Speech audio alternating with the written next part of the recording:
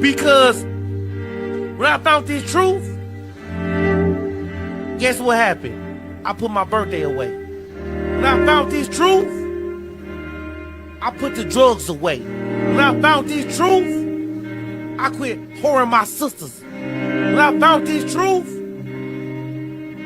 I started becoming a better man and a better person. Because now I know I'm on that narrow path. Now I know I'm on a righteous path. Now I know what I'm doing is gonna get me somewhere. Any man give his life for Yahweh Shai, Mashiach, and Christ, and fall up under that UPK banner. It's my brother and my blood, and I will die and kill for him if necessary. It's all about that warfare, boy. Back up. It's all about that warfare, boy. Take grip. My soldiers take grip till I'm stand down. Take grip. My soldiers take grip till I'm stand down. Take grip. Now this ain't no movement, this a takedown. We will not be moved or intimidated. We ain't the type. You got a problem? Tell them cross the fucking line. My niggas ain't polite. Soldiers to the left and right. I die for every man body. Before I be a coward, I'd rather be a dead body. This will be my kingdom when the hour plays. You can either get with it or get flipped like an hourglass. We live by honor and no excuse. Just sit the prayer up to the Lord. I told him to let all the terrorists loose. Hold your tongue or get rebuked, cause you made a truce. With a race that made merchandise out of my abuse. Scared of who? You got your gun, then pull it. Me and my niggas start to argue. It's about who gon' bite the bullet. It gon' take round. Opponents better move slow. Attack dog for this truth. Nigga, cool zone. Go to grip. It's all about that warfare, boy. Give grip. Back up. It's all about that warfare, boy. Take grip. My soldiers take grip till I'm stand down. Take grip. My soldiers take grip till I'm stand down. Oh, thought you could cross us with no consequence, but you will pay dearly. You should've used your common sense. My zeal lit, that means you could never prevail. Hey, with a true sin, hey, with warriors dwell. Be wise with the weapons, cause I promise. My nine just like my wife, she concealed, she modest. I know 2 things, a robber will not prosper. And any man harm me and my octave gon' meet the doctor. Cause this life is warfare, it's not an easy walk. Been watching my people die, so you can miss me with that love talk. My UPK soldiers, any man try to cross your path, make him regret it. What that means? Fall on his ass. Comparing me to you really ain't no contest. No only one West. Say what? No only one West. This for those who thinking we ain't ready for. Tell them back up. I'm about to drop something heavy for. Go to grip. It's all about that warfare, boy. Give grip. Back up. It's all about that warfare, boy. Take grip. My soldiers take grip till I'm stand down. Take grip. My soldiers take grip till I'm stand down.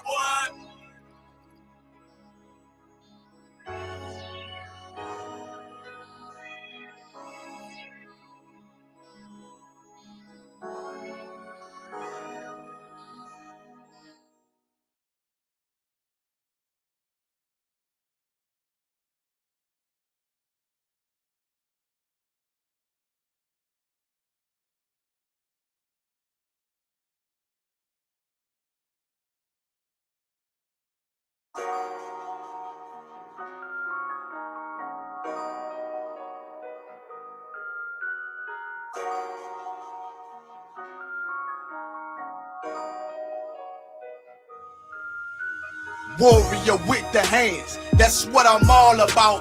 Hunger in my eyes,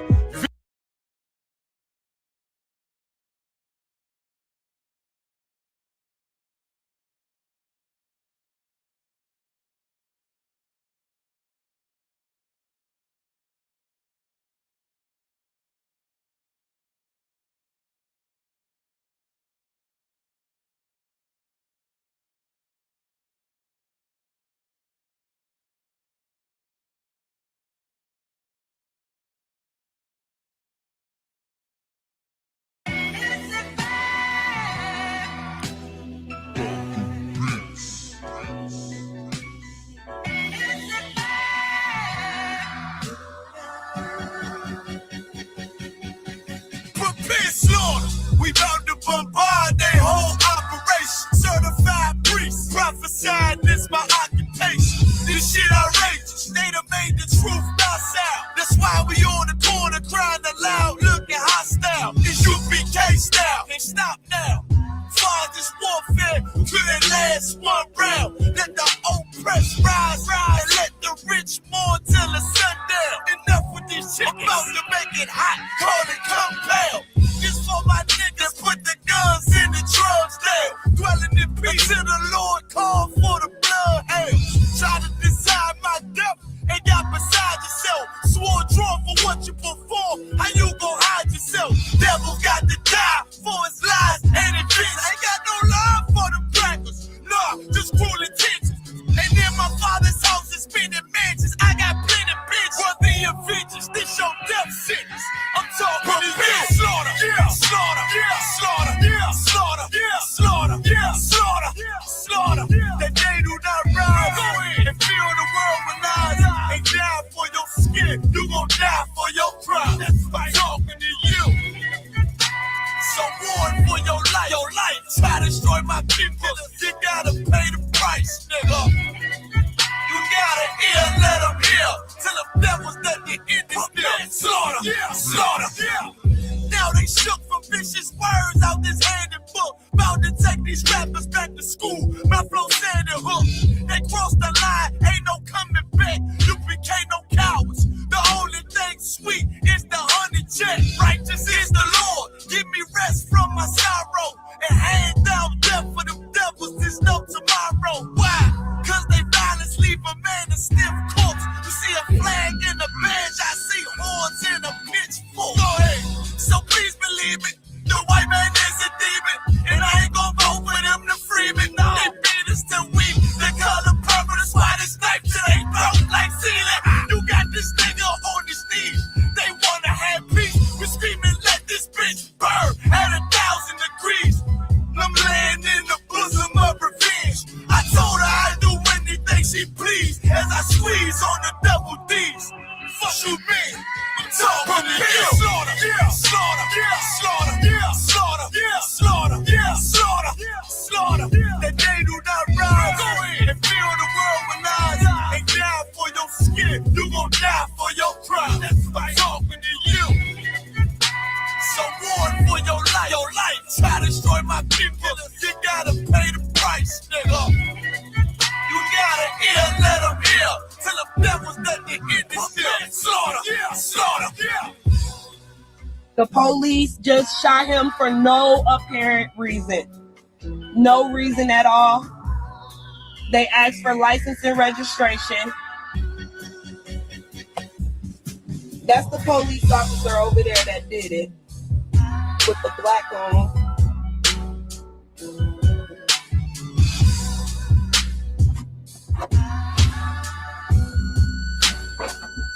I can't really do shit because they got me handcuffed.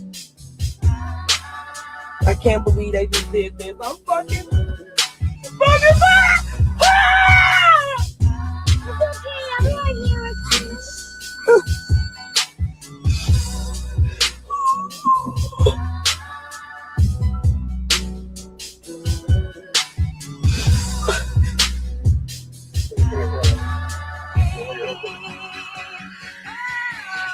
Slaughter, yeah, slaughter, yeah, slaughter, yeah, slaughter, yeah, slaughter, yeah, slaughter, yeah, slaughter. That they do not rise. Go in and feel the world with lies. Ain't die for your skin. You gon' die for your pride. That's right. Talking to you. So warn for your life. Your life. Try to destroy my people.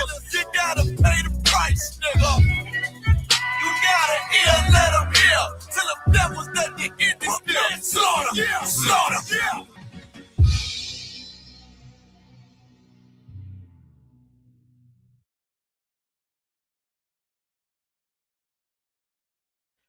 All right, clap it up.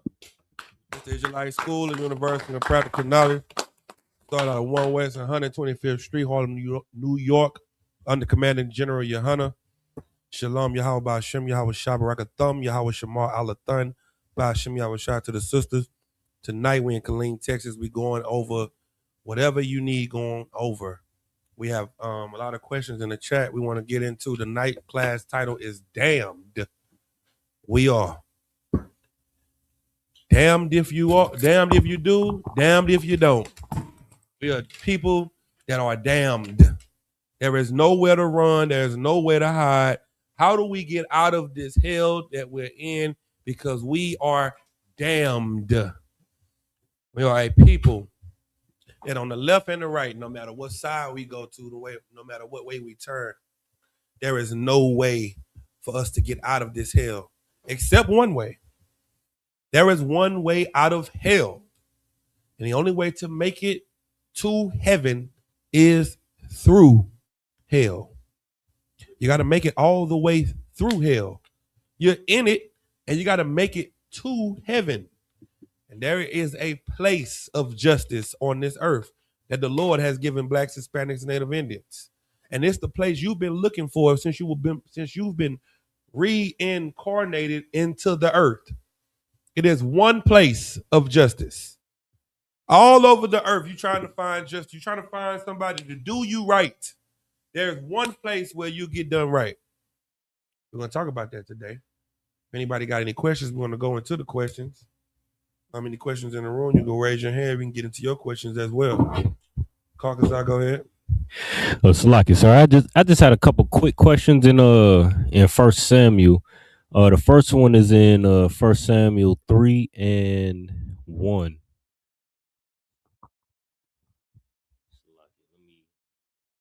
First Samuel 3:1.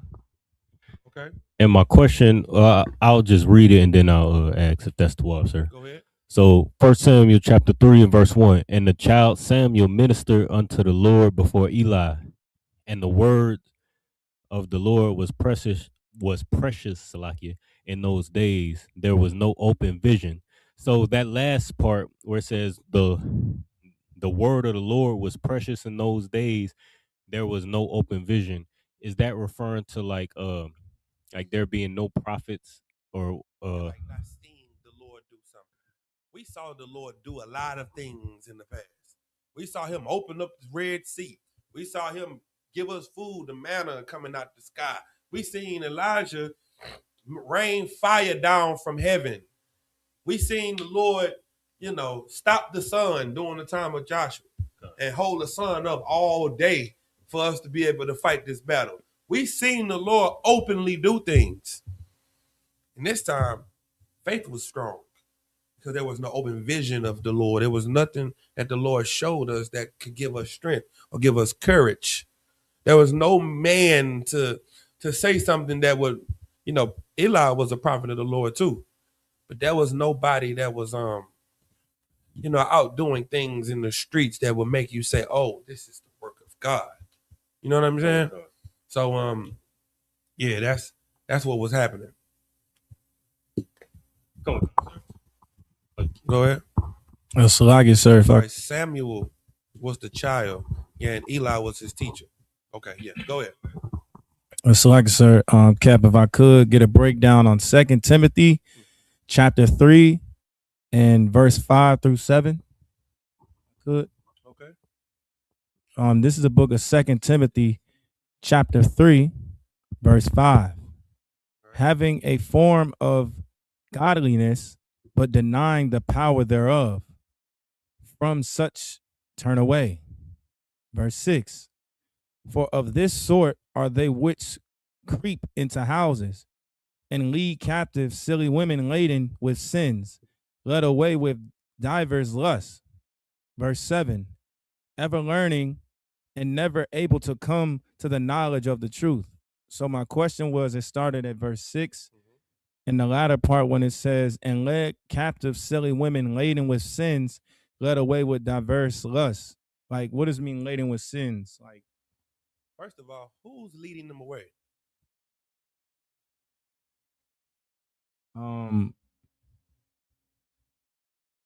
I would say men, maybe. What kind of men? Wicked men. Wicked. What kind of wicked men? Like the men of the earth, like the other nations. Just men, huh? The white man. See, this is the problem with our community right now. This is why we're so destroyed as a nation. Read verse 1. Khan. It's a book of Everything that's going on in the world right now, with the brothers' cases, that everybody is so heartbroken on it. We all are heartbroken on it because we can feel the pain of the families because there's no justice being served to our people. And my question is, where is TD Jakes? Right. Where is Creflo? Where is Al Sharpton? Right. Where is who else? Where's Louis Farrakhan? I don't hear about no leaders right now. No black leaders are going out and saying anything. No black leaders are going out and saying anything to anybody about what's going on to our people. So read what you got. Khan. This is a book of 2 Timothy chapter 3 and verse 1. This know also that in the last days perilous times shall come. Verse 2. For men shall be lovers of their own selves. Why aren't we hearing from anybody? Because what? For men shall be lovers of their own selves. Because no one wants to make the white man mad. Because they love themselves. And that's why we don't have good leaders outside of UPK. Because your leaders love themselves. That's what this is talking about. This is talking about men that love themselves that are over the people. Keep going. Khan. Covetous, boasters, proud, blasphemers, disobedient to parents, unthankful, unholy. Keep going. Verse 3. Without natural affection, truce breakers, false accusers, incontent, fierce, despisers of those that are good. You know what? They some haters. They gay. They mean. They full of pride. They talk bad about the people. That's your leaders. Your leaders now are backbiters, false accusers, hypocrites, liars, without natural affection. What's natural affection? A man loving a woman. Right. What's without natural affection? A man loving a man. Well, that's what you see in the pulpit. That's why they don't have the strength to fight for the people, because they need all their strength for back shots. That's what they use their strength for. They got to muster up the strength for what they about to receive, not what they give. And those are the people that lead over the people. Keep going. Khan. Verse 4.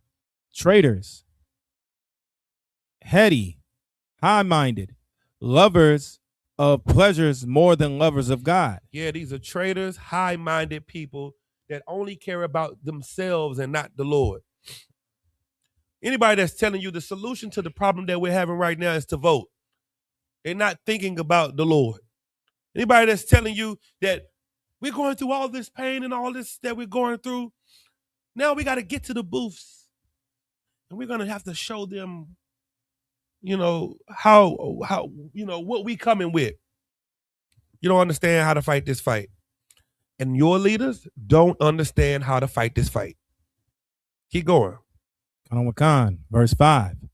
Having a form of godliness, but denying the power thereof. Having the truth. Read that again. But denying the Having power. what? Salakia, having a form of godliness. Having the truth. Having a form of godliness. What's a form of godliness? Shalom, my brother. Hey, blessings, brother. Blessings, queen. Hey, peace, God. Grand risings. Hey, queen, my black goddess, queen of the divine earth. My divine goddess, having a form of godliness. Why? Because that sounds good. That sounds real good. Feel good, too. For somebody to call you peace, God. As you send a cloud of smoke. The nigga telling you peace, God, he walking up with his man. He telling you peace, God. Having a form of godliness, but what? But denying the power thereof. But you're denying that the Lord is going to kill you for this unnatural affection. You're denying that the Lord is going to unalive you for all the evil that you're doing and how you're scattering his people. You're denying that. You're ignoring the fact that what you're doing is going to get you killed. Keep going. From such turn away. From what? From such turn away. Better get away from them.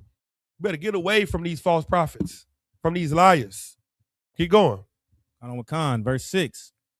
For of this sort are they which creep into houses and lead captive silly women laden with sin. Now, who are we talking about?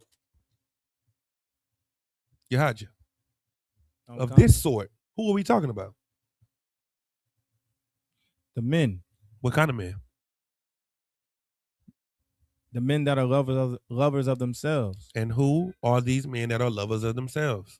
Our leaders. Give them a hand. Men that are lovers of themselves. When with this case going on, Al Sharpton should have came and gave that young man consultation. Right. They should have found the next.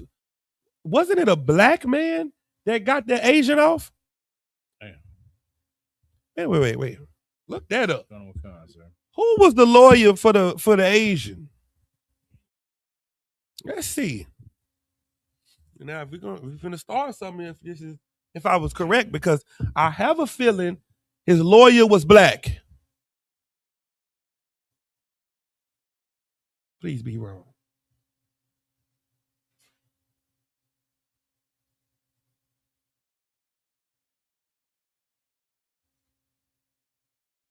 His lawyer black. I think they're saying this is defense attorney. Please tell me I'm wrong. I don't see the picture. I think what's that right there? What's that? That ain't the same thing. Right. Yeah, I think this is right. Click on there. Right here? Or this one? Is that it right there? That nigga right there? I hope that ain't the video.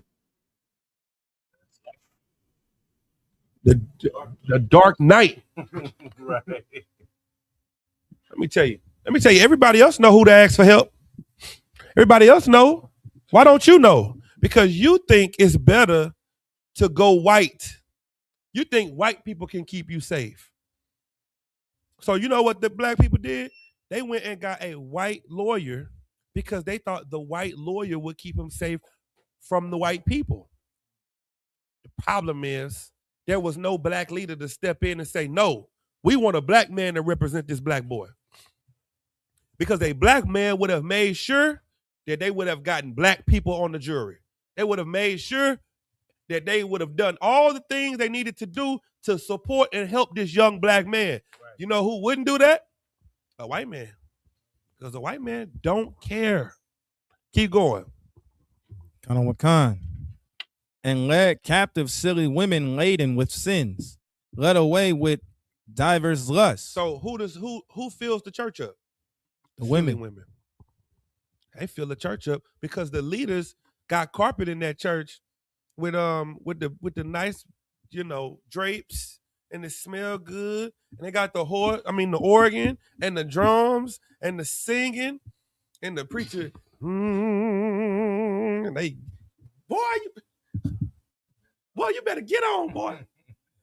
But the fans, they probably in the church clacking fans now. You can't tell me they're not in the church doing that. You can't tell me they ain't doing that. You know why? Because they are advertising to silly women. Right. The church is full of women that don't want any guidance, that don't want leadership, that don't want to be taught anything, but they do dance, they do sing, they do dance. What kind of dance they do? When they're in the club, they throwing that ass in the church in the circle. Right. But when they in the church, what's the name of the dance? Praise dance. Now, this is praise dancing. And then what you're doing in the club is what? That's twerking?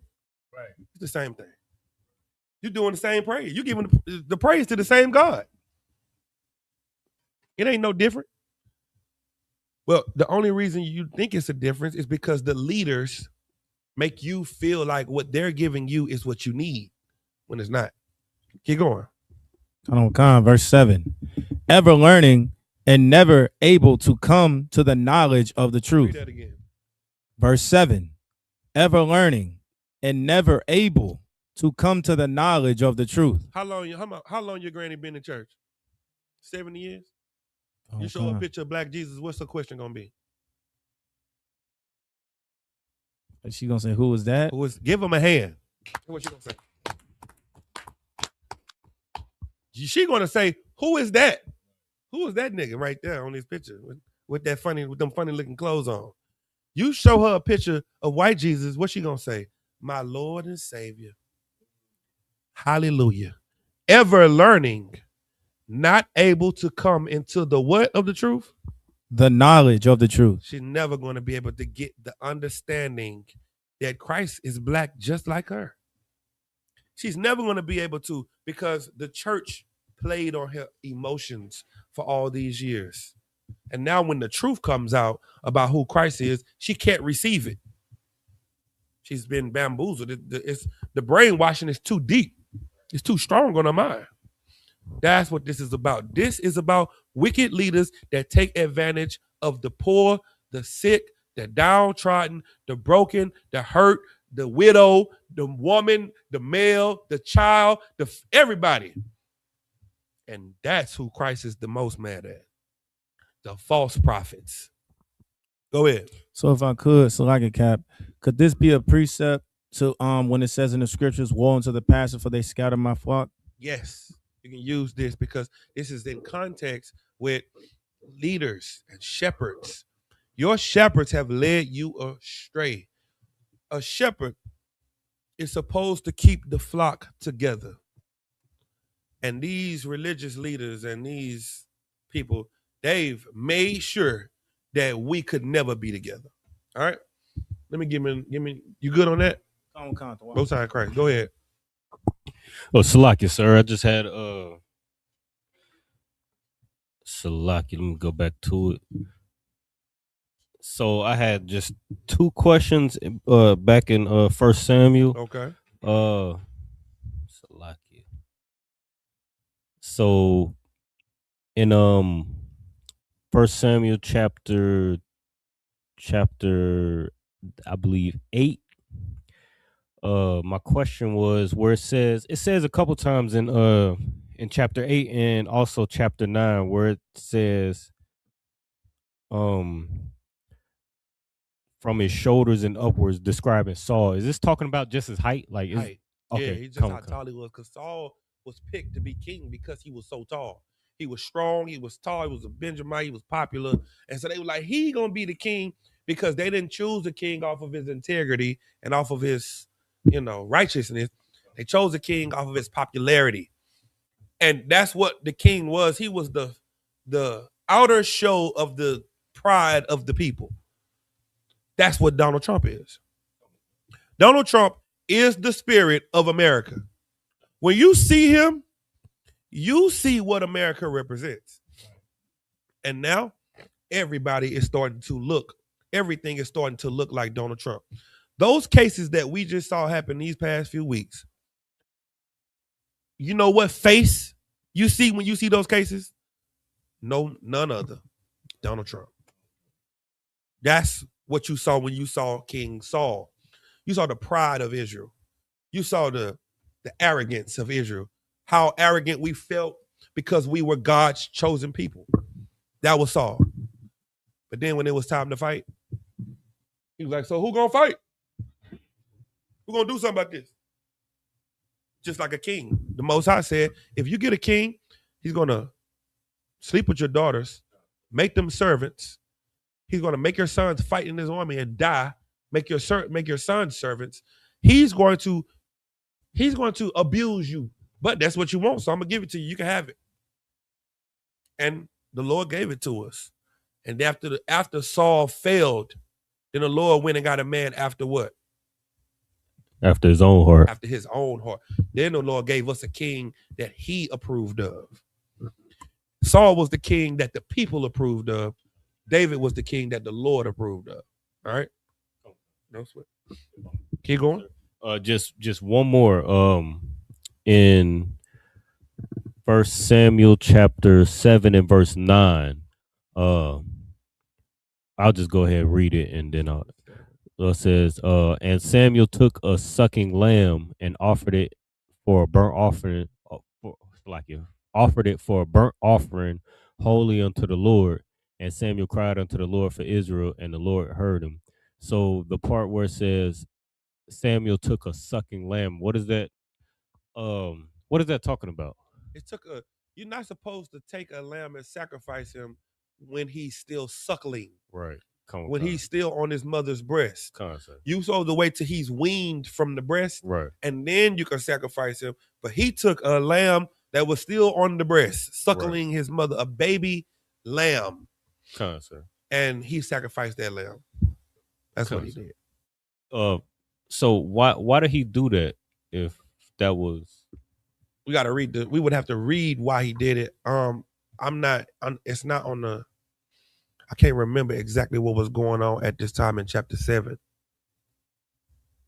So what you would just need to do is just read through it, and it's going to tell you why he did it. It was probably because he felt it was needed because of what Israel was going through, or the enemies of Israel at that time. I'm pretty sure we was fighting probably against the Philistines or the Moabites or something like that, and we needed the Lord, and he was just in a rush to get the Lord on our side. And so he just went and grabbed he didn't care what kind of lamb it was. He grabbed a suckling lamb and was like, Lord, here, Lord, please. You know what I mean? It was more out of desperation. You know what I mean? That's it. No sweat. Any questions online? Come on. Got a few questions. Colonel Wakan, sir. Brother said, Salakia, can I get a breakdown of Ecclesiasticus chapter 7 and verse 26?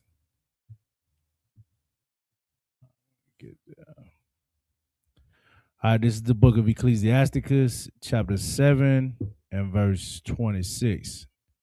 I'm assuming he just wants to, the question is, part of the question is, what does it mean to have a wife after thy mind? Okay. This is the book of Ecclesiasticus, chapter 7 and verse 26. Hast thou a wife after thy mind? Forsake her not, but give not thyself over to a light woman. Okay. A wife after your mind is a wife that cares about the things you care about, that are passionate about the things that's passionate. Like, imagine if you're a basketball player, right? But your wife hates basketball, right? So this thing that you're passionate about, you love, it gives you joy. She can't stand it. So what's going to happen in that relationship? Conflict. He's going to say, I'm going with the boys, going to the court.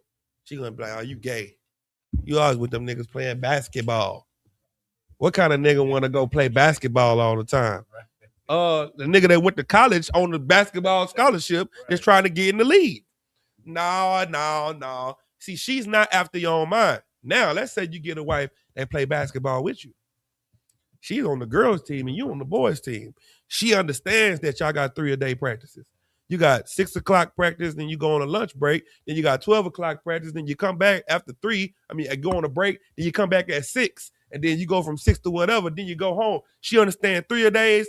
She know you got to go study the playbook. She know you got to run. She know y'all got to go ice up. She know all of that because she's a woman after your own mind. She's gone through what you've gone through. So now it's not foreign to her. She can relate. She respects it. She's down with you. She's giving you help. Here, baby, you need this knee brace.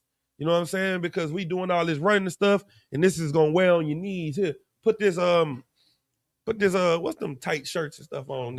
Compression. Put the compression shirt on and the compression pants and over your knees, because you need this for your joints, babe. Damn, baby, I appreciate it because I'm just out here. I'm just a hooper. But she thinking about the other things you need to be a solid, safe, healthy hooper. That's a woman after your own mind. But then a light woman, what's a light woman? That's a woman that's just, oh, well, I'm finna go turn up. I'm finna go out. You doing all this. I don't care about none of that. See, what that is let's look at what a light woman is. light woman definition. Type that in. Let's see.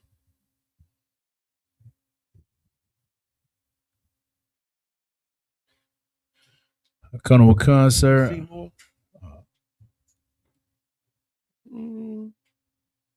That's cool. Let me see. Take this one.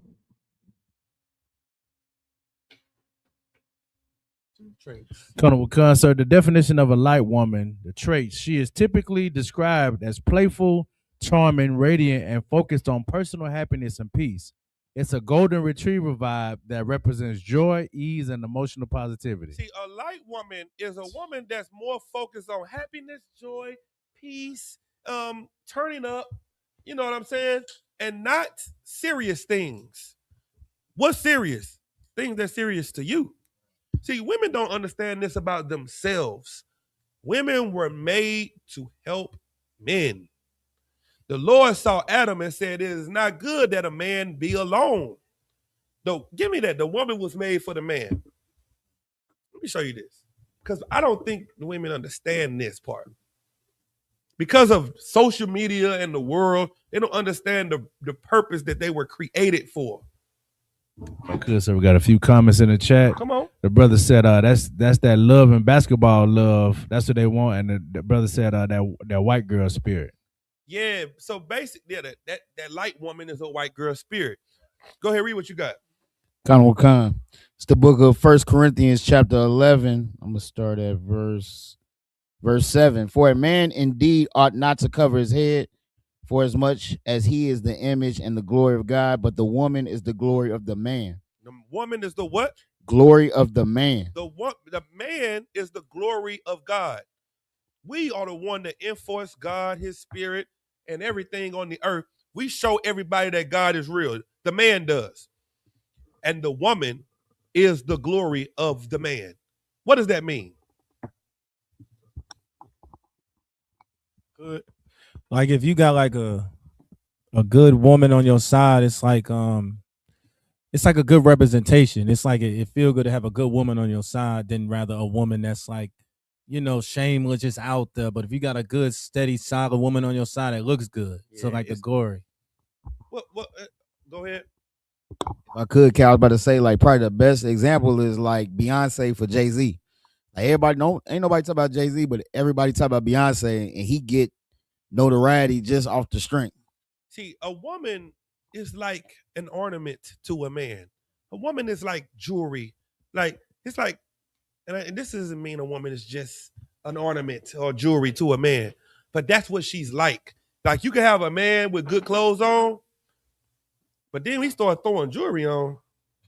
It's like, damn, this nigga, this a whole nother nigga. Well, that's what a woman is to a man. While he by himself, like, oh, that's a good man. But when you see him with that woman, it's like, damn, he got that type of woman. Men respect other men based off of their women. We was out the other night. And I'm talking to this brother after the club, and I'm like, yeah, bro, you know, Black Power and unity and coming together, and Blacks and Hispanics, and we gonna rule the earth and all that and that. And Buddy looked at me and said, yeah. But do y'all got y'all bitches in check though? And when he said that, I was like, damn. I was like, yeah, nigga. Hell yeah. He like, show me. I pull out my phone. I show him my reel. I was like, all right, so what I need to do? I was like, damn, that's all it took. Right. And niggas like, he wasn't finna follow or respect a man that's talking all this woman, multiple wives, you know, you lead the world, revolution, and you ain't got no good woman on your side. Because a woman is an ornament. A woman is made for the man because the woman is the glory to the man. Well, guess what kind of woman that ain't gloriful? Guess what type of woman that don't make you look good? Guess what type of woman isn't ashamed? A light woman. And you don't want to have no light woman walking on the side of you and you a man of prestige. What if Martin Luther King was walking with, what's her name? Coretta Scott, and she was a hoe? then nobody would have respect Martin Luther King. You out here doing a 1,000,000 man march. You need to be at home before a 1,000,000 men be marching in your house. Go ahead. I could, Kevin. Like that's the main thing. Like brothers in the world will use to discredit you. It's like, oh, we all done ran through your gal. That's how a brother in the world discredits you. Oh, bro, come on, bro. You a simp. You a simp, bro. You weak. You weak because of her. You cannot have a light woman and be somebody powerful. No, you can't. So what is this telling you? Don't give yourself over to a light woman because it's going to destroy your reputation. And it's going to destroy what you're trying to build. Is that it? It's a little bit more on. Come on. I'm still on. Yeah. Keep reading that. Come. For the man is not of the woman, but the woman of the man. Read that again. For the man is not of the woman, but the woman of the man. It kills that whole black woman is God stuff. The woman comes. Everybody comes from the woman. The man, the woman is. Read that again. For this, Salakia, neither was the man created for the woman, but the woman for the man. The woman was created for the man. The man was not created for the woman. The woman's job is to be there and help and assist and strengthen and be there by the man's side. Those two working together makes something glorious. That's what it is. So you're going to destroy the thing you're trying to grow if you give yourself over to a light woman. All right? Hopefully that answers the question. Hey, can you go check on just look out the window? Go ahead. Next. So like I said, if I could, there's a few comments in the chat. The sister said, she said, my husband cheated on me while he was playing basketball with the boys while I was at work. Does he get bad karma? I played basketball with him for years. Men can't handle good women nowadays. Work and come home with no friends. Men like the easy women. That was all one message? That was two messages? That's the same person? Salakia. How was he cheating on you at the basketball court? Was he cheating with one of the guys? What is it? I'm confused by how he was cheating on you at the basketball court. Did he sleep with the woman at the free throw line? All right, explain to me the cheating. I'm confused. You gotta give me a little bit more. That was too deep for me. We'll need a little breakdown on that. And what else did she say? What was the second part? Oh, the second part was she said men can't handle good women nowadays. Work and come home with no friends. Men like the easy women. The easy women. See, that's where you lost me at. What do you mean about easy? Is the easy woman the woman that don't argue? Or is the easy woman the woman? Because she said work and come home with no friends. Okay, that's not a problem. You working and coming home and having no friends is not the issue. What do you mean easy though? You know, because women that are easy to a woman are called pick-me's. A woman that don't argue, a woman that's by her man is what women call easy women. So the women that are good women are hardworking, you know, they take care of this and they got strong opinions and strong mouths and a strong left hook. That's a hard woman. But you don't want them to have the easy woman.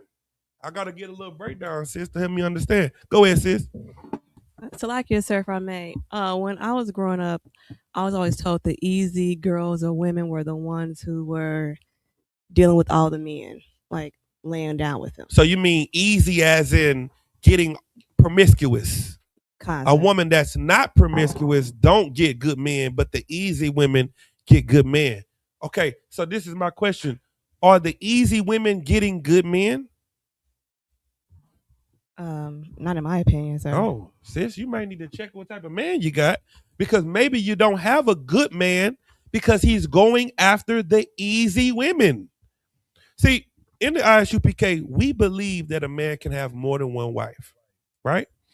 And with that knowledge, it makes a man keeps his pants binded at the crotch. You know why?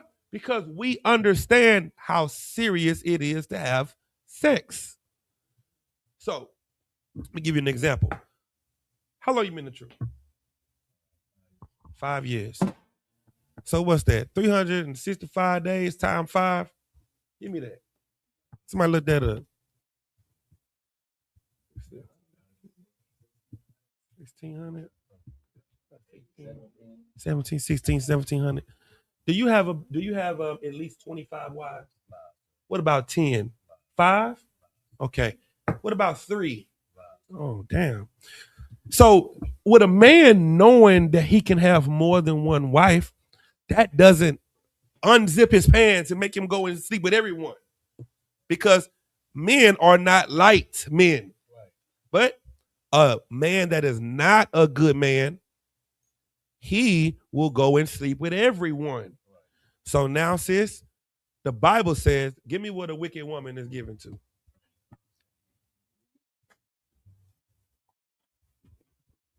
Let me help you out. Colonel Concert, this is the book of Ecclesiasticus, chapter 26 and verse 23. A wicked woman is given as a portion to a wicked man. Let me tell you why it was so easy for y'all to find each other. Because both of y'all are wicked. Because a wicked woman is given to a wicked man. See, you can't conveniently be stupid or taken advantage of. You know, like, you don't want to be the type of woman to say, oh yeah, I met him, he was a 6-figure man, but he took advantage of me and took all my money. You went with him because you thought he was a 6-figure man. Right. So now when you find out the 6 figures come from you, you can't get mad at him because you were trying to take advantage of him. He ended up taking advantage of you because both of you are perfect for each other. Y'all are both evil. And y'all found each other trying to take advantage of one another. Equally yoked. You read that? What was that scripture that the first question was about? Give me back go back to Ecclesiastes. Now you stay right there. Ecclesiastes 7 and whatever. This is what you, 26.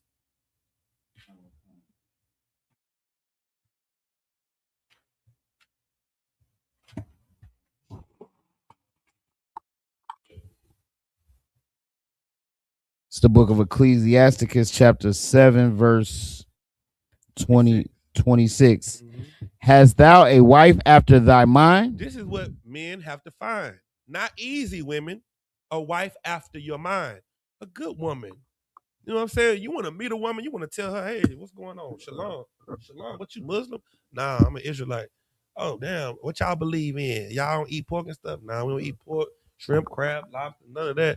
Okay, you won't celebrate Christmas? I'm good. I'm good. Good. Shalom.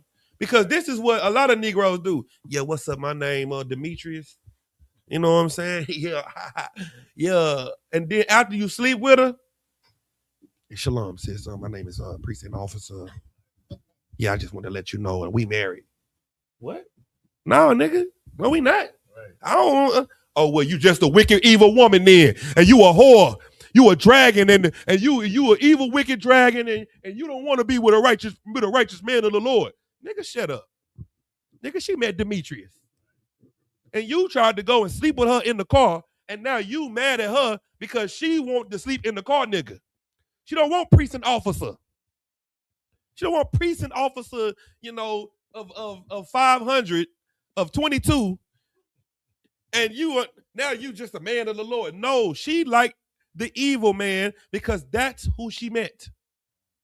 All right, then. Give them an opportunity from the beginning on what to choose and who to choose. Let them know what they're dealing with from the jump. Don't wait to talk to her for 6 months and then finally tell her you're in the truth. You trapping her, you bamboozling her.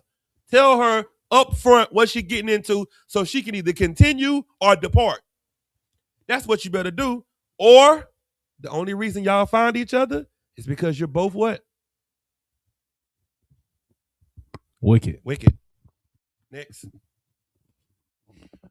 Carnival Concept. We got a few more questions in the chat. Mhm. But brother, I don't know if this is a brother. Not, it says, oh, go ahead. Sis, go ahead. Slack and sir, if I may, going Mhm. back to that scripture before that woman's question, you're saying giving yourself unto a woman, was it Light a light woman? woman. So what is the giving yourself unto part? Marrying her. Marrying. Being with a light woman. Talking to this woman, giving your time to her, sleeping with her, and she's like, you vetted her and you saw that she was light and you still married her. Don't do that. Don't waste your time and hours. Cause damn, now we all got to deal with it. Now she our sister. Now we get a phone call at 3 a.m. Hey, Diamond from the Players Club just got her money took. She was picking all her money up off the floor, and you know that's my rib. I need y'all to come down to the Players Club and help me fight because they took down all Diamond's money. No sweat out. Here we come. We on the way to come and get you and Sparkle. Got to come get you and Sparkle up out of the strip club because this is your wife. And now, since she's your wife, that makes her what? Our sister. Now she's my sister. And now we got to walk about the club with Sparkle's ass out and her breasts out. And we got to be like, hey, Shalom, since you toward. No, forget that nigga. And he did it. And now we, the priest of God, standing out there with shields of David's on and the fringes all to the floor with boots on. And they like, man, the Israelites came here last night and wiped the floor with some nigga over Sparkle. We had to whoop a nigga over Sparkle. Y'all better leave Sparkle alone. Come on, Sparkle. Come get in the truth, damn it. Damn, come to class. Or you leave Sparkle where she's at. Leave her there. You mean to tell me you looking over all these sisters in the school to go and get Sparkle? You know why you left her and you didn't want the good sisters in the school? Because a wicked man is given to a wicked woman. You don't want a good woman. You like a hoe because when a hoe leaves you, you know who you can blame it on? The hoe. Give me that scripture in the New Testament when Christ said, don't join no hoe. We don't want to join to the hoes. You keep trying to join us to the hoe. Paul was like, please don't bring the hoes in here. Now she's a daughter of Commander General Hunter because you the son of Commander General Hunter. God damn, come on. Gotta do better. What you got? Colonel Wakansa, this is the book of 1 Corinthians chapter 6 and verse 16. What? Know ye not that he which is joined to an harlot is one body? For two, saith he, shall be one flesh. So now the Bible says two says you're going to be one.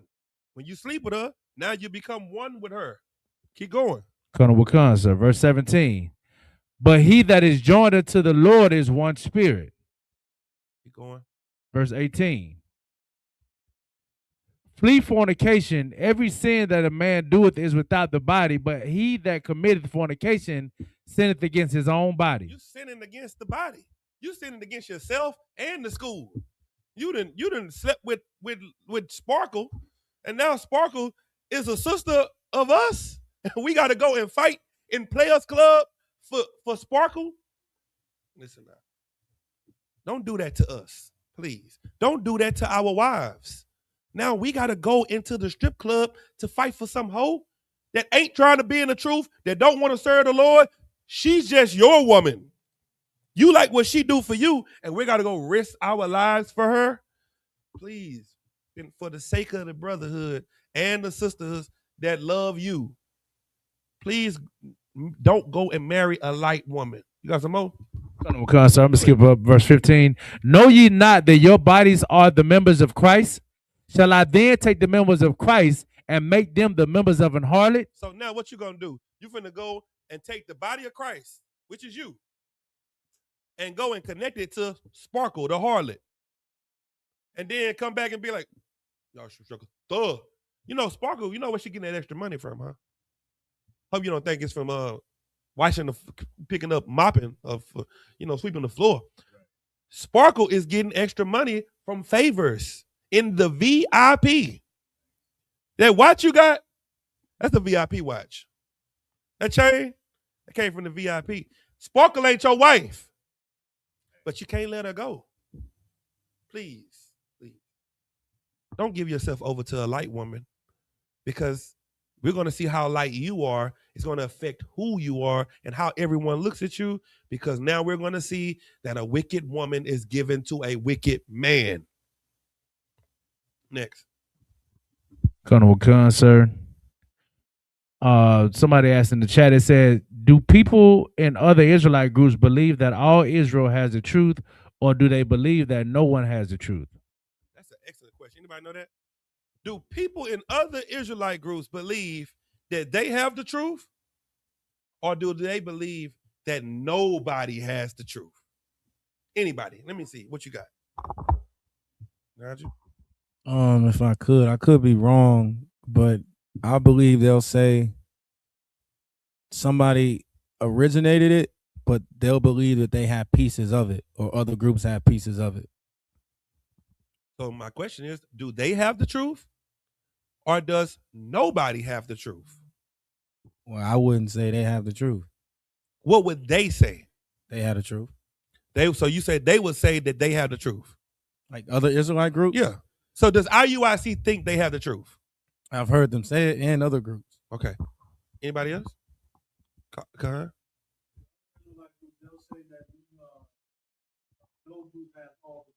So you said the other Israelite groups will say no group has all the truth. Is that what you're saying? That's exactly what they teach. Right. Give me 1 Corinthians chapter 13. Let me show you what they teach. This is their breakdown right here. 1 Corinthians 13. You know what I'm looking for? The prophesying part.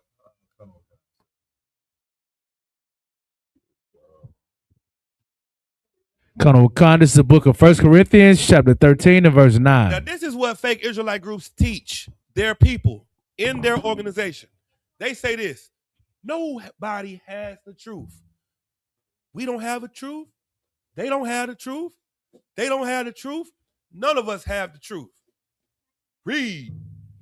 This is the book of 1 Corinthians, chapter 13 and verse 9. For we know in part. You see what that say right there? Read that again. For we know in part. The Bible says that we what? For we know in part. Go ahead. And we prophesy in part. This is what fake Israelites say. Fake Israelites say we know in part and we prophesy in part. So you know what they believe? Nobody has the truth. Because we got a part of the truth.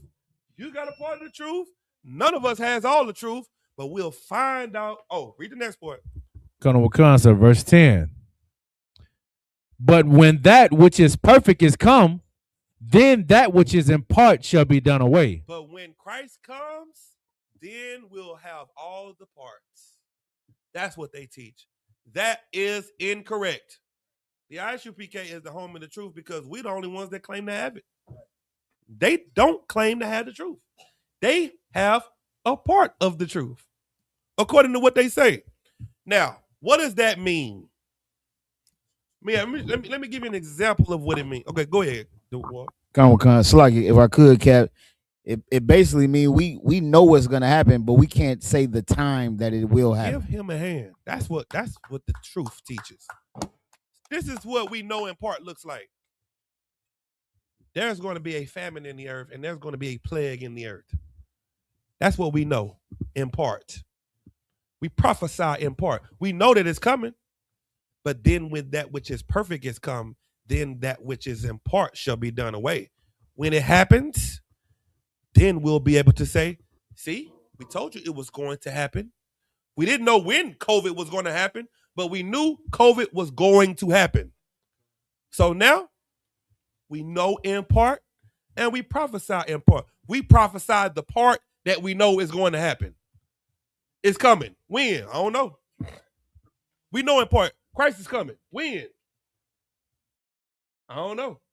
But when he comes, then we're going to say, see, we told you he was coming.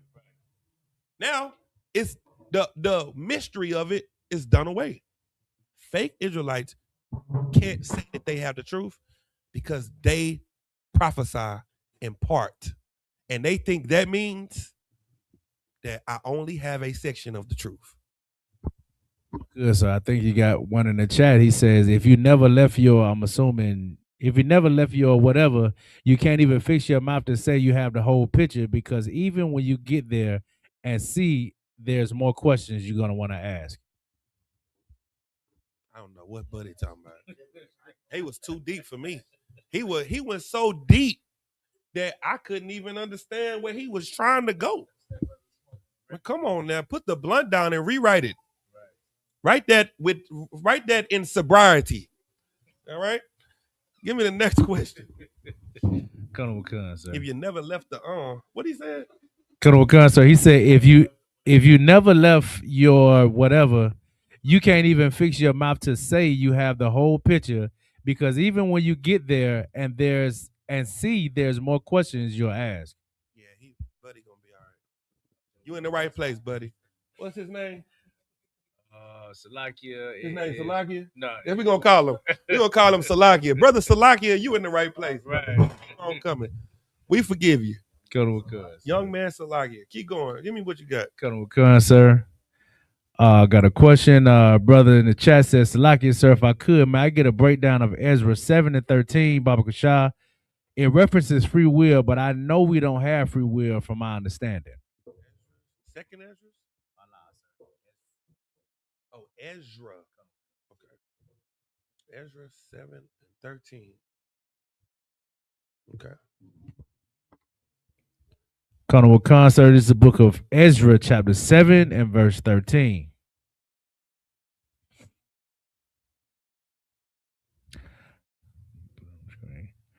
I make a decree that all they of the people of Israel and of his priests and Levites in my realm, which are minded of their own free will, to go up to Jerusalem with thee. Okay, this is not talking about the free will like we were taught about in church. This is just saying with their own freedom. Just think about it like this.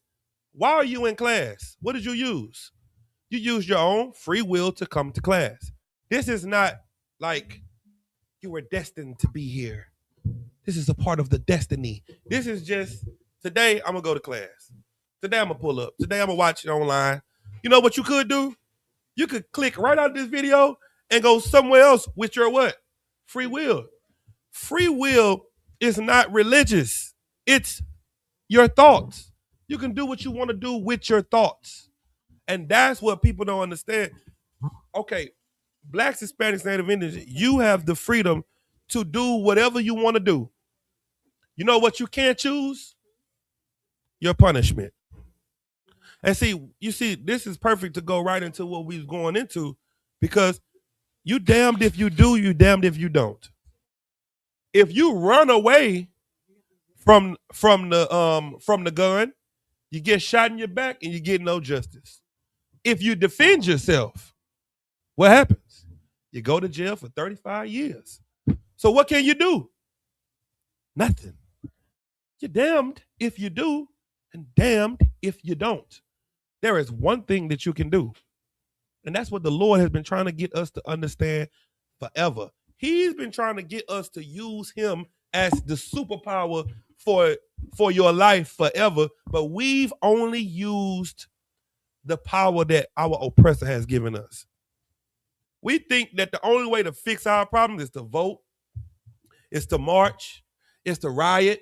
That's the power they give you. And you still get vilified for it. You still get nothing, nothing ever happens for you doing these things. Right. So, what is the most important to do? What does the scripture say to do?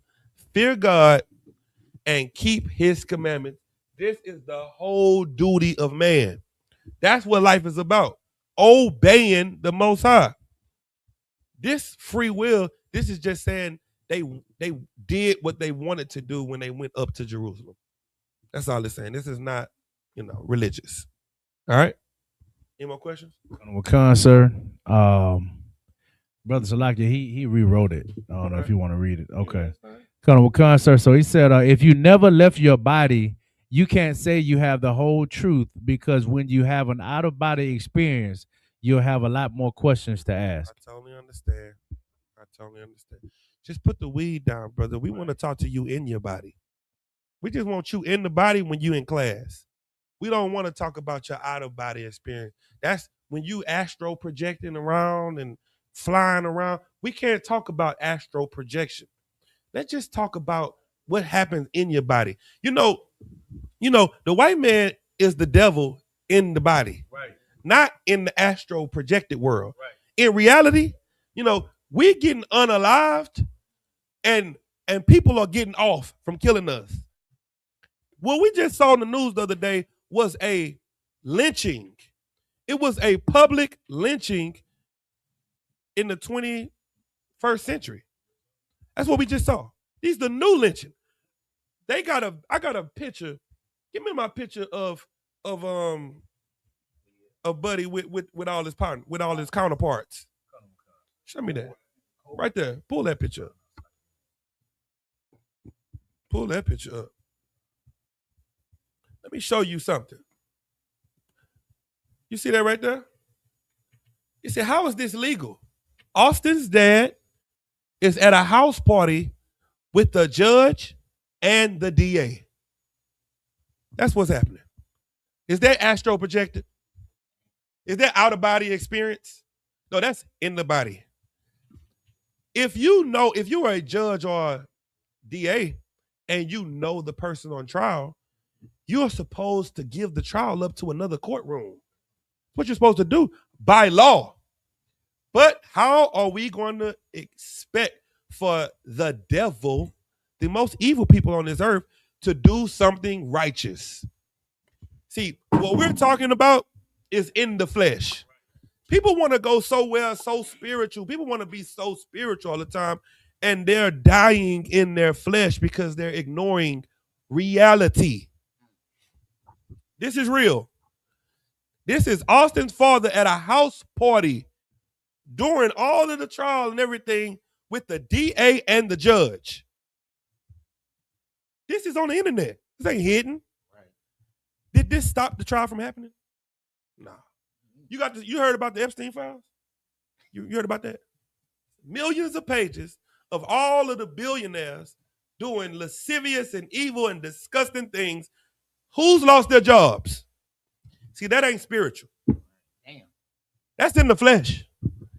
And that's what we need to focus on, the things that's in the flesh.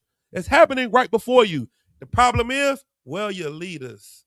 Go ahead, Dewar. It's like, Cat, what you saying so heavy too, because like you said, like Trump is their face right now.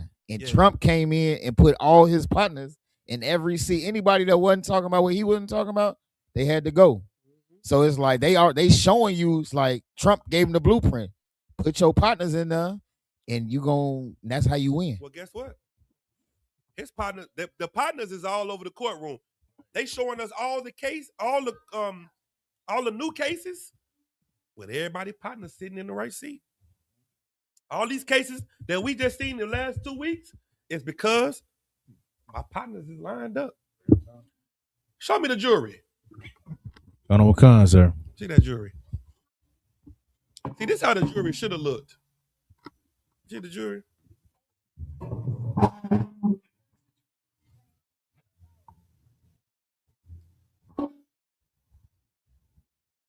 This is how it should have looked. It should have been one of us sitting in the middle just like this. It should have been one of us sitting just like this in the middle of the jury. With a headband on and hair down, looking like this. Do you know why it was none of us in the jury? Let me see if you can grasp why. Because they were looking for someone that was unbiased. And when we all went to the interview, what did we say in the interview? Anybody? So like you said that we was gonna be biased. We was like, listen, I'm gonna just tell the truth. Right. I'm gonna just keep it real. I don't feel like he did nothing wrong, and I'm gonna just tell the truth. It was like, no problem. Thank you. Next. Then another one come in there. Yeah, what's up? What you need? Look, I'm gonna just keep it real. No problem. Thank you. And then the white people came in there. Put them up. Take me off the screen. Put them up alone.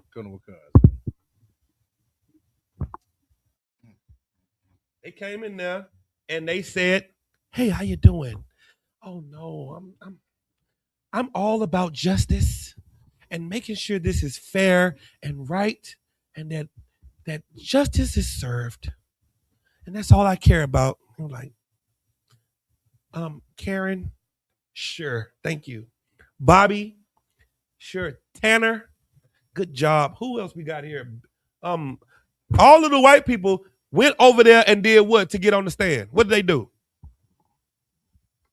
They lied. They lied. They lied. You know why you couldn't be? You know why you couldn't get on the stand?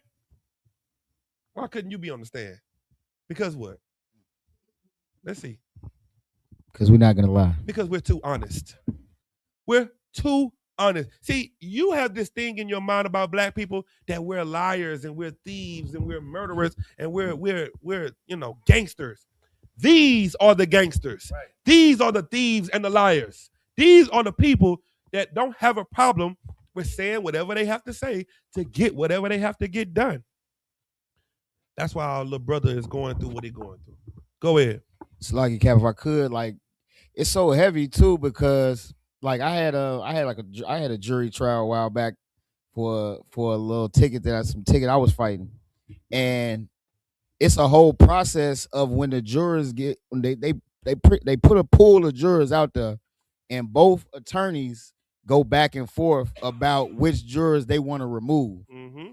So if your attorney is the oppressor too, they're both working on the same team to remove everybody that's going to have an unbiased opinion. So you thinking you doing better by having a white attorney, but really he's working with the other white attorney on the same team because they the same family. Sir.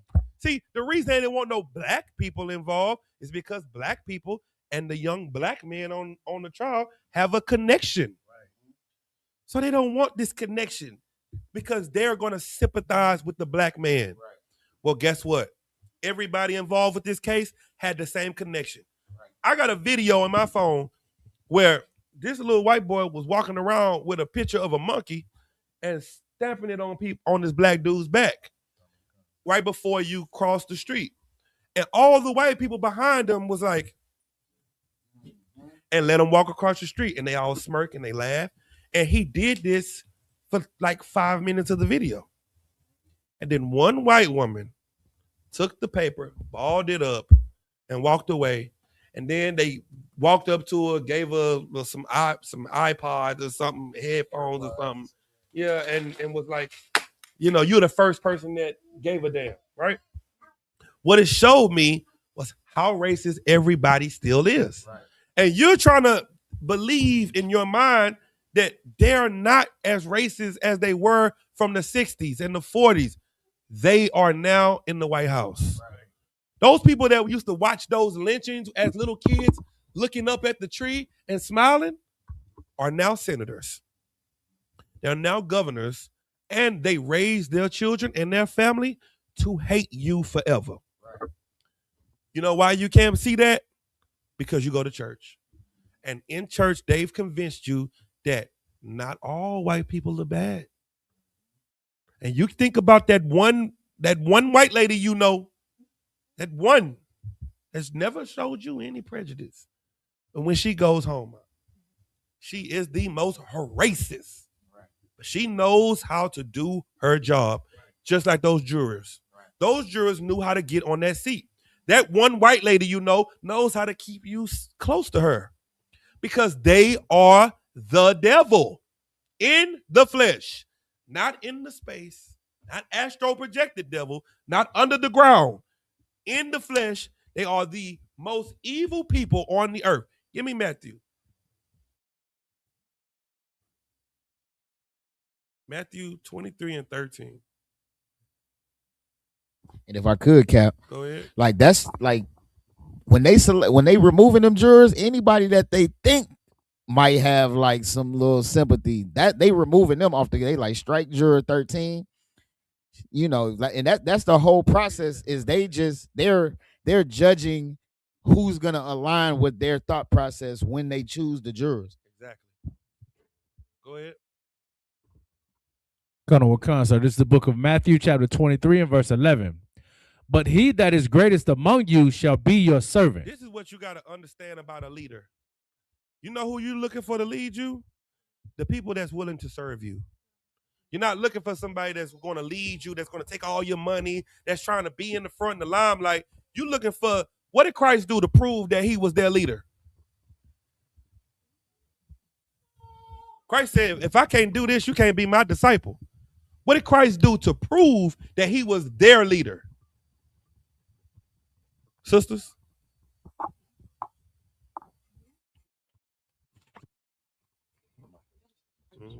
Huh?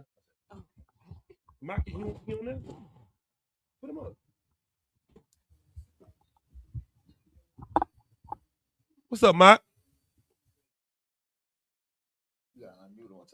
Unmute yourself.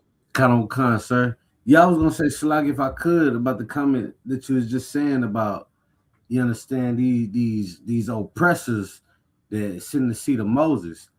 Like they learn from their leader today. Look what Donald Trump is doing. You understand? He's taking everybody out of office that he can't trust. You understand? Even Charlie Kirk. Charlie Kirk was gonna come out and admit that he was in an alternative lifestyle, but then the Epstein files hit, so it wasn't no running. You understand? Mysteries, but You know, it ain't no running for this truth, son. It's like ain't no running, boy. They ain't gonna get away. They ain't gonna get away from you with the truth. He said he about to expose that he was living an alternative lifestyle.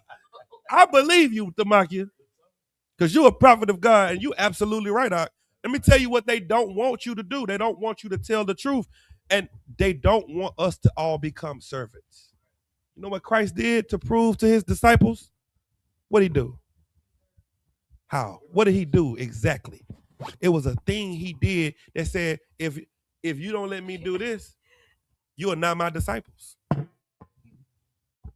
Say it.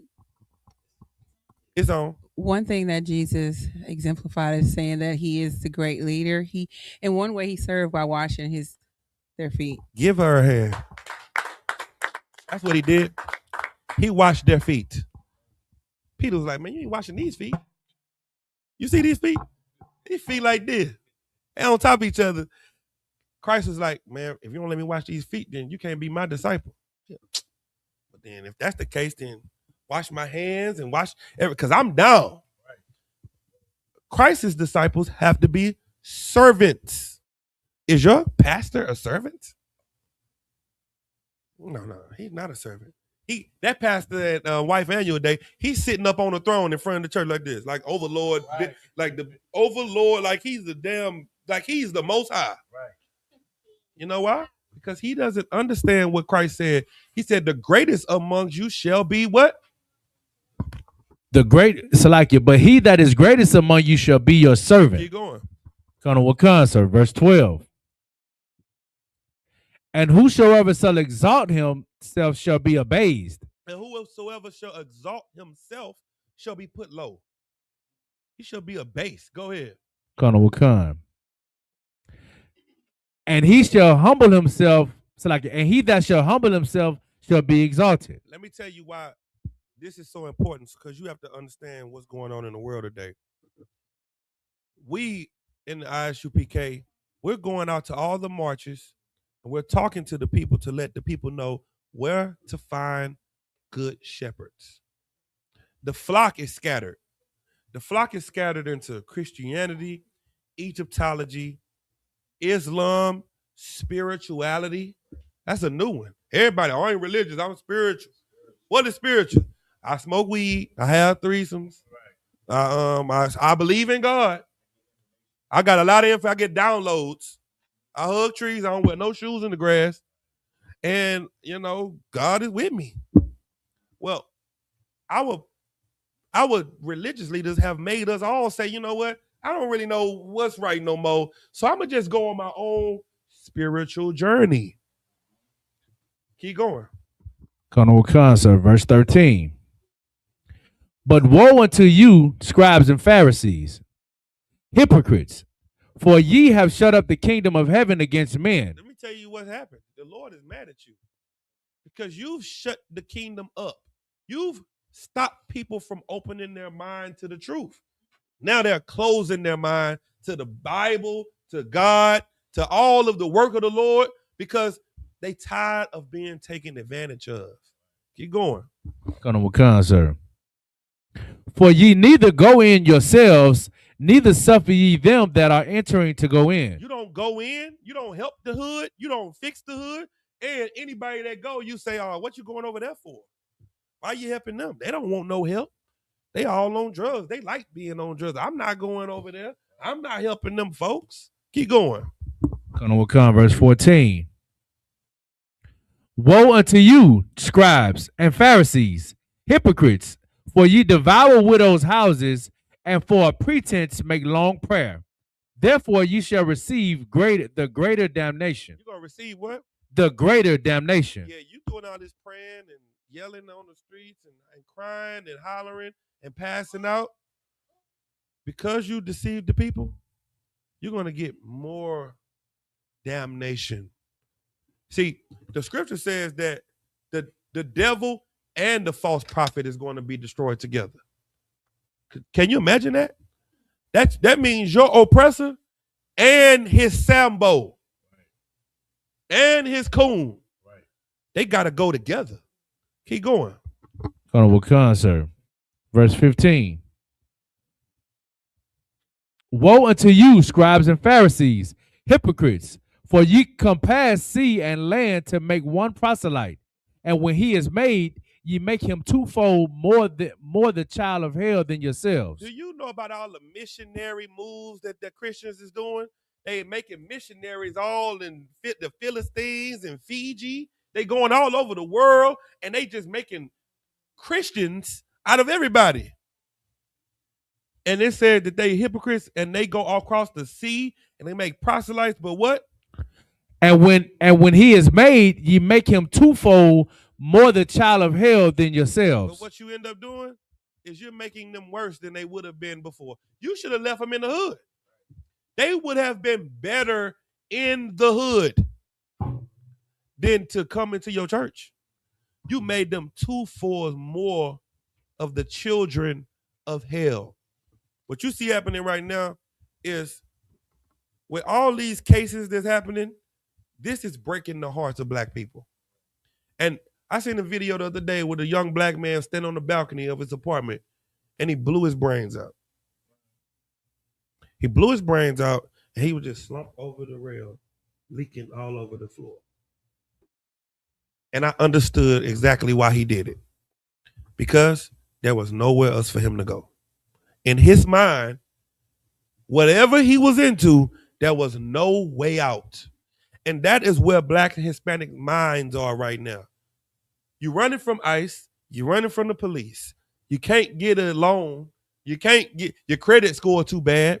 You can't get no money. You can't get a job. You got a felony. You got all this going on. It's like everywhere you turn, it is something that is stopping you from being the best that you could be.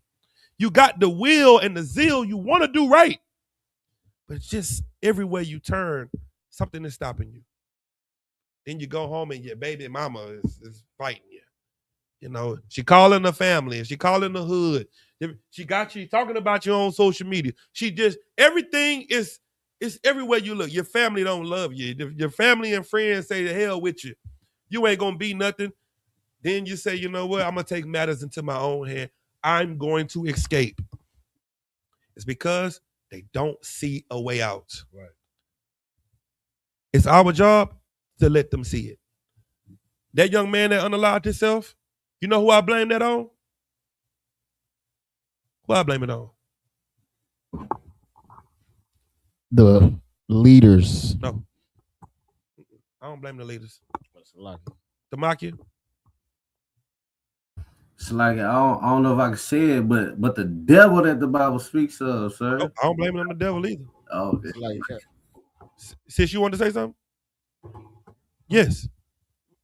I believe that it starts in the community. I believe that when you take the family out, then you remove the community. And so many people, once they level up financially, emotionally, etc., they move out of the community and go other places. And I feel that as a community, a black community, we let each other down. Yes, that's absolutely true.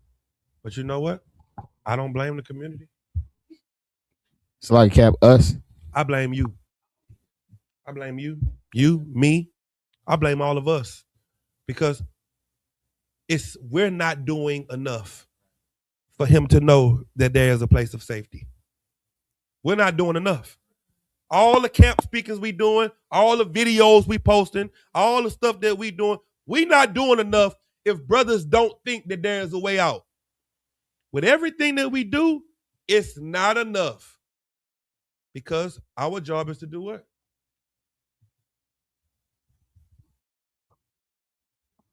Gather the sheep. Yeah, it's to gather the sheep. Serve. That's our job. Our job is to serve. And the people don't know where the servants are. They don't know where to serve the people that serve at. We got more work to do. You understand? We got a whole lot more work to do. And that's why it's important to have a woman that's not a light woman. Because you need someone that's going to support you in the servitude that you have to do. You don't need nobody to look at you and what you're doing and saying, like, oh, you just wasting time. The fact that that young man unalived himself is because we too focused on what everybody else got to say about us. We have to, we got, Christ gave his life. Matter of fact, I got a video I want to show you. Give me, before we go there, give me John 10:7. Come on, con, sir. John 10:7.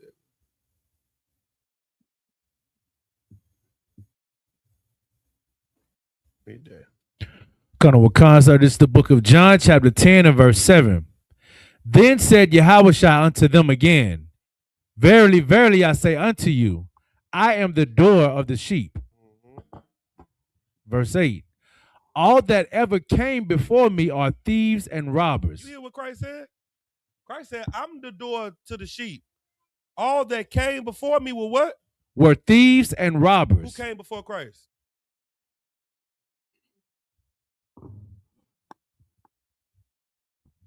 The Pharisees and Sadducees. Yeah, and who else did everybody love? Go ahead. John the Baptist. John the Baptist. John the Baptist was before Christ. John the Baptist is saying, all that came before me are thieves and robbers. Keep going. Colonel Wakan. But the sheep did not hear them. But the what? But the sheep did not hear them. The sheep didn't listen to them. They came, but nobody really understood what they were saying. Keep going. Colonel Wakan, verse 9. I am the door. By me, if any man enter in, he shall be saved, and shall go in and out and find pasture.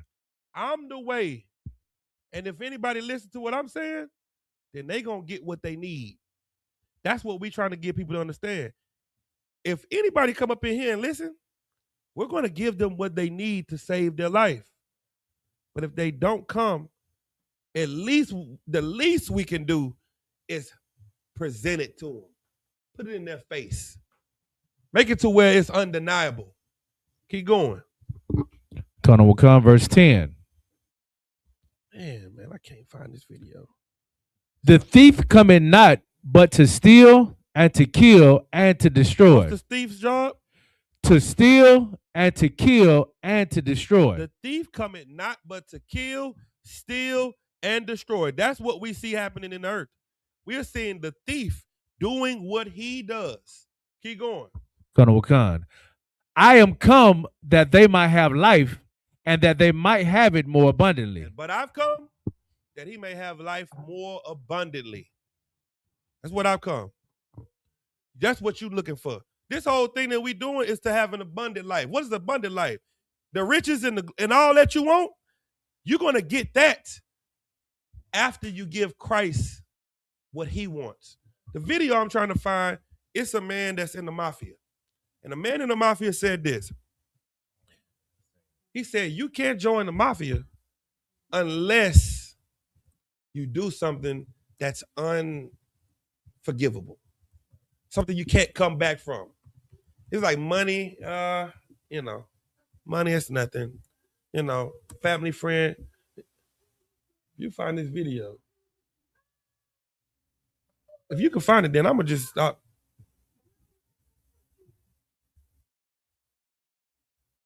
He was standing outside. You know exactly what I'm talking about. Keep reading the scripture that we had so you can find the scripture. Sign this video. Because this video is going to help you understand what Christ wants from you. It's the book of, you want verse 8, Cap? Yeah, come on. It's the book of John, chapter 10, verse 8. All that ever came before me are thieves and robbers, but the sheep did not hear them. Verse 9. I am the door. By me, if any man enter in, he shall be saved, and shall go in and out and find pasture. Verse 10. The thief cometh not, but for to steal and to kill and to destroy. I am come that they might have life, and that they might have it more abundantly. Go ahead. Verse 11. I am the good shepherd. I'm the what? I am the good shepherd. That's the problem with our community. We don't got no good shepherds. Oh, I found it. Oh, yes, sir. I am the good shepherd, and what? I am the good shepherd. The good shepherd giveth his life for the sheep. What does the good shepherd do? Giveth his life for the sheep. That's why it's our fault. It's our fault because we have to give more. We don't take. That's what the bad shepherds do. They take from everybody. We give to everybody. Keep going. Kind on kind. But he that is a hireling. But he is the what? A hireling. Like that lawyer. A hireling. Go ahead. And not the shepherd, whose own the sheep are not, seeth the wolf coming and leaveth the sheep. That's what they did to their young brother, Carmelo. They saw the wolf coming and they left him. Nobody stood for him. They gave that young brother 35 years for defending his life from bullies. But what they do to Kyle Rittenhouse? Right. Kyle Rittenhouse, y'all remember Kyle Rittenhouse? Kyle Rittenhouse had a assault rifle. This young brother had a knife. And he is walking free. He went and saw the president. He went and met with a lot of different people. He was put on TV shows. And this young black brother is going to jail for 35 years. You know why? Because there was a hireling that was over that young brother's life. And he saw the wolf coming. And he did what? Keep going? Kind on kind. But he that is a hireling and not the shepherd, whose own the sheep are not, seeth the wolf coming and leaveth the sheep and fleeth, and the wolf catcheth them and scattereth the sheep. That's what's been happening to us for so long. We've been getting ate up, caught, and destroyed. Let me tell you what your king wants from you. Give me that video. Let me show you something. This is what Christ wants from us. You think coming to serve the Lord is going to be fun and all of that. Let me show you what the Lord wants from you. Go ahead, play this video. A real member, until you did something you could never take back. And I think it's the most uncomfortable lesson about partnership I have ever learned. Inside Cosa Nostra, there was a level called made man. To become one, you had to commit an irreversible act. Something that, I don't know, that could never be undone. Something that tied you to the family forever. And once it was done, there is no exit, no escape, no second thoughts, no going back. You know what the Lord wants from you that you can do, that you can never unreverse, and you can never go back to? You know what he wants you to do? Somebody tell me, what does Christ want you to do that you can't undo? He wants you to give your life for the sheep. He wants you to die. He wants you to be born again. That's something you can't undo.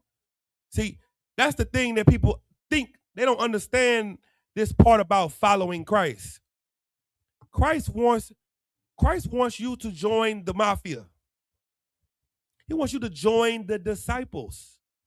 And how did disciples prove to Christ that he was real? That they was real? Peter was hung upside down. How do you prove to the Most High that you're real? How did Abraham prove? He said, Abraham, take your son upstairs on top of the mountain and sacrifice him to me. What did Abraham say? Come with Kinda con. Hey boy, come on, let's go up here. I gotta go handle some business. Okay, daddy. What we doing? We're gonna go get the Lord a sacrifice. That's what we about to do. Oh, okay. Well, where's the lamb? The Lord will provide it. Come on. That's what he said. He took his son that he waited on for 100 years, laid him on the altar, picked up the knife, and the Lord's like, damn, nigga, stop. Okay, good job. I believe you. Now, I can trust you. That's what the Lord wants. How the Lord know he can trust you? Because you said, Lord, I believe in you. As soon as you get mad, you smoke a cigarette. As soon as you get mad, you go back to your old ways. As soon as you get mad, you go right back to what you've always done. Is that somebody you want to trust? Go ahead. Damn, Cap. If I could, like, that's such a heavy thing. I don't know if this is too much of a tangent, but like since we know like Christ was Isaac, did he and like being a child and seeing that you was about to get sacrificed by your father, like that's a whole nother level of like, damn, like my pops really like everything he talking about the Lord. He for real. He for real. He not a hypocrite. He not a Pharisee. My father is about this serving God stuff.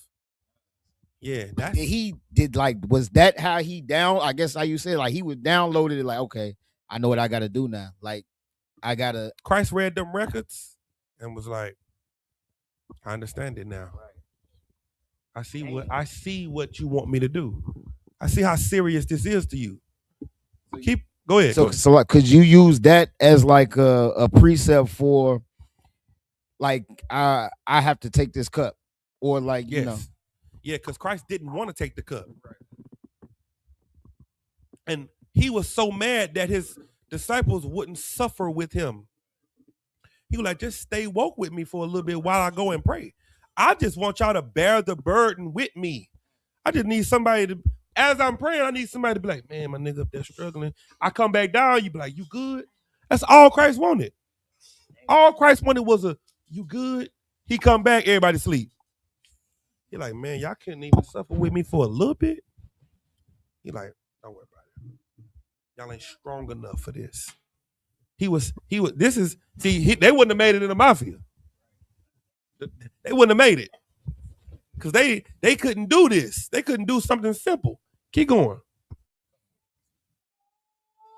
It sounds brutal, but the logic behind it, it's something every entrepreneur needs to understand, deeply understand. A man who can live will eventually live. A man who hasn't risked anything will not fight when things get hard. A man who hasn't fought for anything, he will not fight for it when it gets hard. If you ain't risking nothing, if you ain't taking no risk, then when things get hard, you could just back out. You don't have nothing invest into this. What happens to you when you come into the truth? You get persecuted. You start to lose your friends, your family, your mama, your daddy, your uncle, your kids, your wife. Everybody start to leave. Everybody, you in a cult, you losing your mind, you ain't celebrating Christmas, you ain't eating pork, you just an evil, wicked. You lose everything. Christ is like, I see you. Okay. I'll give them back to you. That's nothing. That's a season. But you was willing to go through this season with me. Keep going. A man with 1 foot already at the door is not your partner. He's your temporary employee with a contract. Now, hear me carefully. I'm not telling you to do anything illegal. I'm telling you the cleanest version of this principle. The one that built every great company in history. Every big company. A real partnership requires that both sides risk something they cannot get back. Money is easy to risk. Money can be made again. The real risk is reputation, time, identity, comfort. The hours of your lives that you can't refund. The friends you'll lose betting on this idea. the image of yourself as a stable professional person. I have made the biggest mistakes of my career by partnering with people who risk nothing. The partners who stayed were the ones who burned the bridge behind them. People with no exit become the most powerful builders on earth. Not because Stop. The people with no exit become the most powerful builders. What's your exit? What's going to make you turn back? See, everybody, people come into the truth and they leave a little bridge over here so they can escape. They have a little ladder they can drop down and roll down and go and escape back into who they used to be. I always use a caterpillar and a butterfly because once a caterpillar goes into the cocoon, he has no exit. He can't turn back. He can't be a caterpillar or a butterpillar. He can't. Once he go into that cocoon and do that time, when he come out, he's stuck. You are stuck. When you come in here and you get that oil poured on your head and you say your name 3 times, you stuck. And you don't even know it. You think it's just a game. And I'm trying to help you understand that you are entering a covenant with the Lord. This is not a light thing. Do not take you getting your name in this place as if it's something light, because this is the secret place of the Most High. You shall dwell under the shadow of the Almighty in here. You think this is just some little place, and that's fine. But that's why a lot of times I don't even want to give people names for your own safety. You're like, but I didn't do my time. I done my 90 days. I'm ready for my name. You want a name so you can post it on Facebook. If you get 20 likes, you're gonna leave the truth. Why I ain't get 150 likes?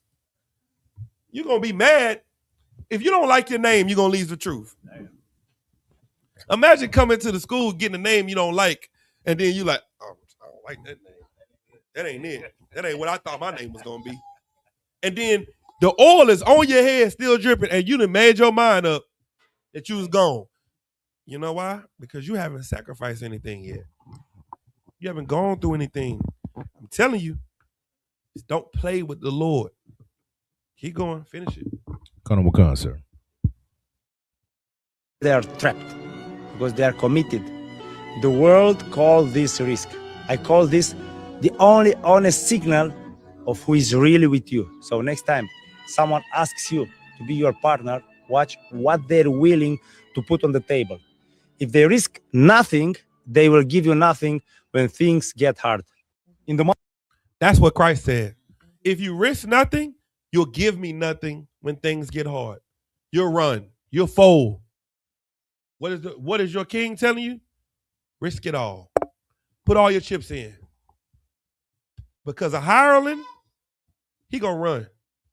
He gonna flee because he don't have no risk involved. Go ahead. If I could, Cap. So that's why John the Baptist will be least in the kingdom, because he wouldn't risk his reputation to follow Christ. John the Baptist had the biggest reputation. To this day in 2026. People are still getting baptized to this day. They are getting John's baptism. Still to this day. John was famous in the nation. Still to this day, he's the most famous. He couldn't give it up. You know how many people that he had loving him? John, oh, John, oh, John. You know what it didn't do? It didn't save him. John's head was offered up on a platter to a white woman. John's head was offered up to a white woman. You know why? For saying what was right. No man can buy thee. Nobody's going to save you from God. You think voting is going to fix it? Nobody's going to save you from God. What's going on in the earth? Why are we seeing all these things happening? God is doing it. That's who's doing it. The Lord is doing it and showing you in all these different scenarios that you can't run from him. He's showing you that, okay, you can defend yourself. Vengeance is mine. I will repay. Don't touch him. Run. You can't run from them. It's like you put your hand on the wall and a serpent come. You remember the scripture in Amos? He's showing you there is nowhere to run or hide. You better do what I told you to do. Go ahead. Thamaki had a precept, sir. Salakia. Hold on, I got one more precept, Mike. Let me get this precept. I gotta get this one because this the one. Give me 1 Peter 5 and 2.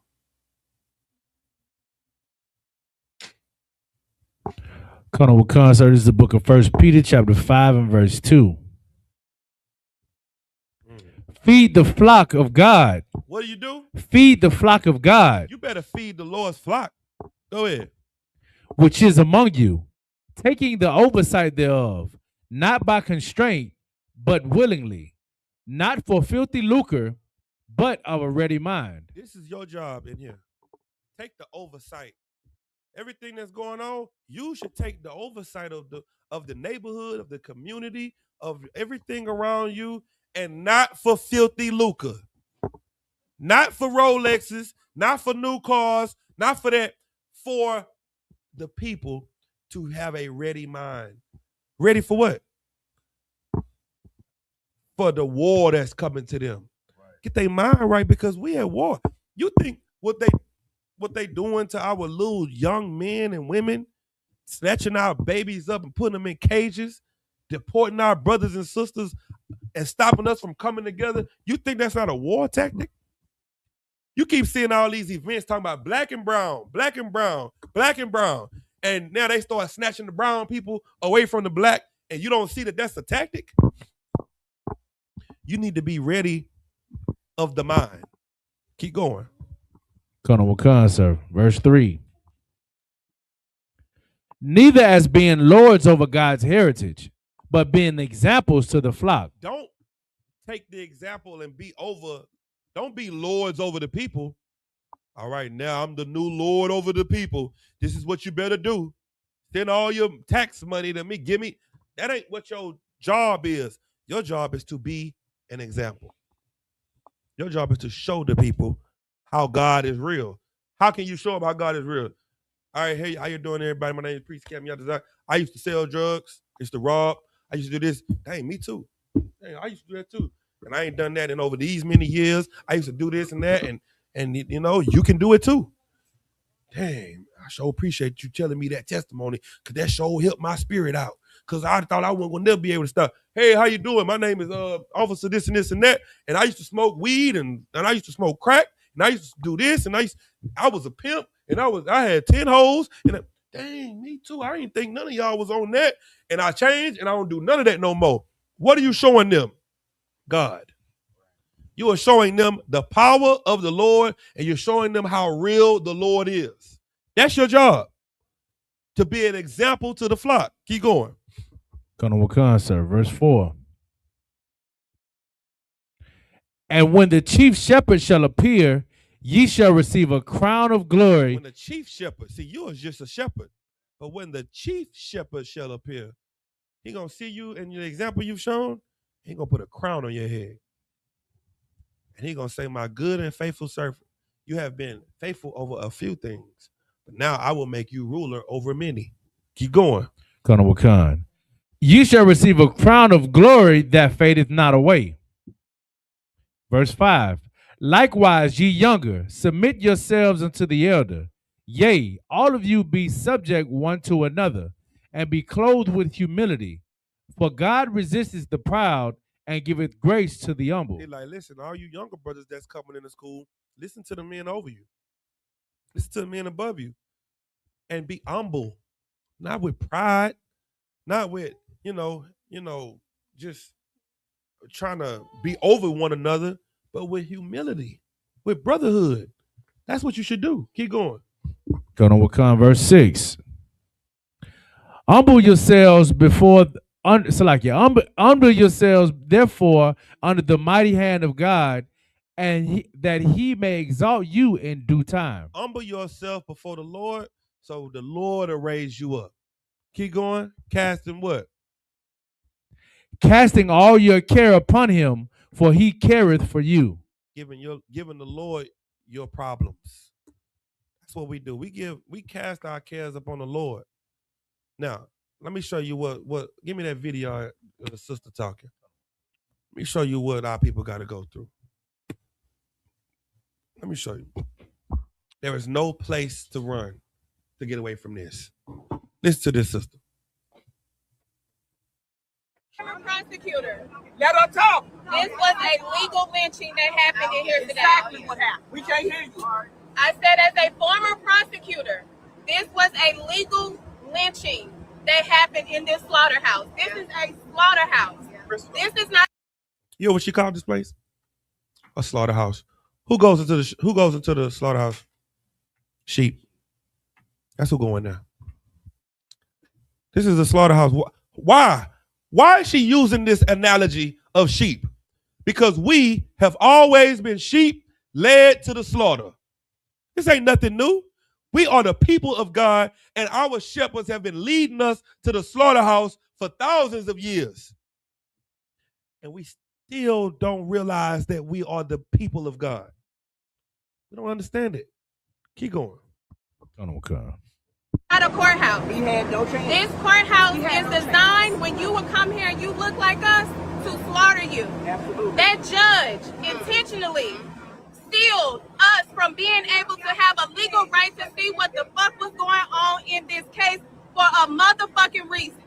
Because First of all, you hear the language of this sister? You hear the vernacular? You would say, this ain't no 1960 vernacular. This ain't no 1950. You know what's starting to happen more and more with the people? People are angry. People ain't worried about decorum no more. That's good. That is good. You know what God says about anger? He said, oppression maketh a wise man mad. That's what happened. And he said that a gift destroys the heart. You know what we don't want no more? Don't give me no money. Don't give me no gift. Don't give me nothing to kind of pacify my anger. I'm mad. That's what you better be. Or we're going to be standing in front of a courthouse for your kids. If you're not able to see the danger, if you're not able to see how close this is to home, these young men are our brothers and cousins and nephew. If you ask enough questions, he your cousin. You be like, damn, you from where? Oh, damn, you ain't Shirley? What's your last name? See, she married and they changed her last name, but you really you my second. Damn, you know how small the world is. This is your family. But because it's not touching home, well, that shoulder is hurt. That shoulder is sad. What's happening? No. If you don't take it serious, you're going to be crying over yours next. Keep going. No, when we have access, we don't play up. You know who was crying and saying this? 5 months ago? 3 months ago? Who was doing this? Standing in front of the court and saying all of this. Who was doing this? The Lord Cole. Who was doing this 3 or 4 months ago? Anybody?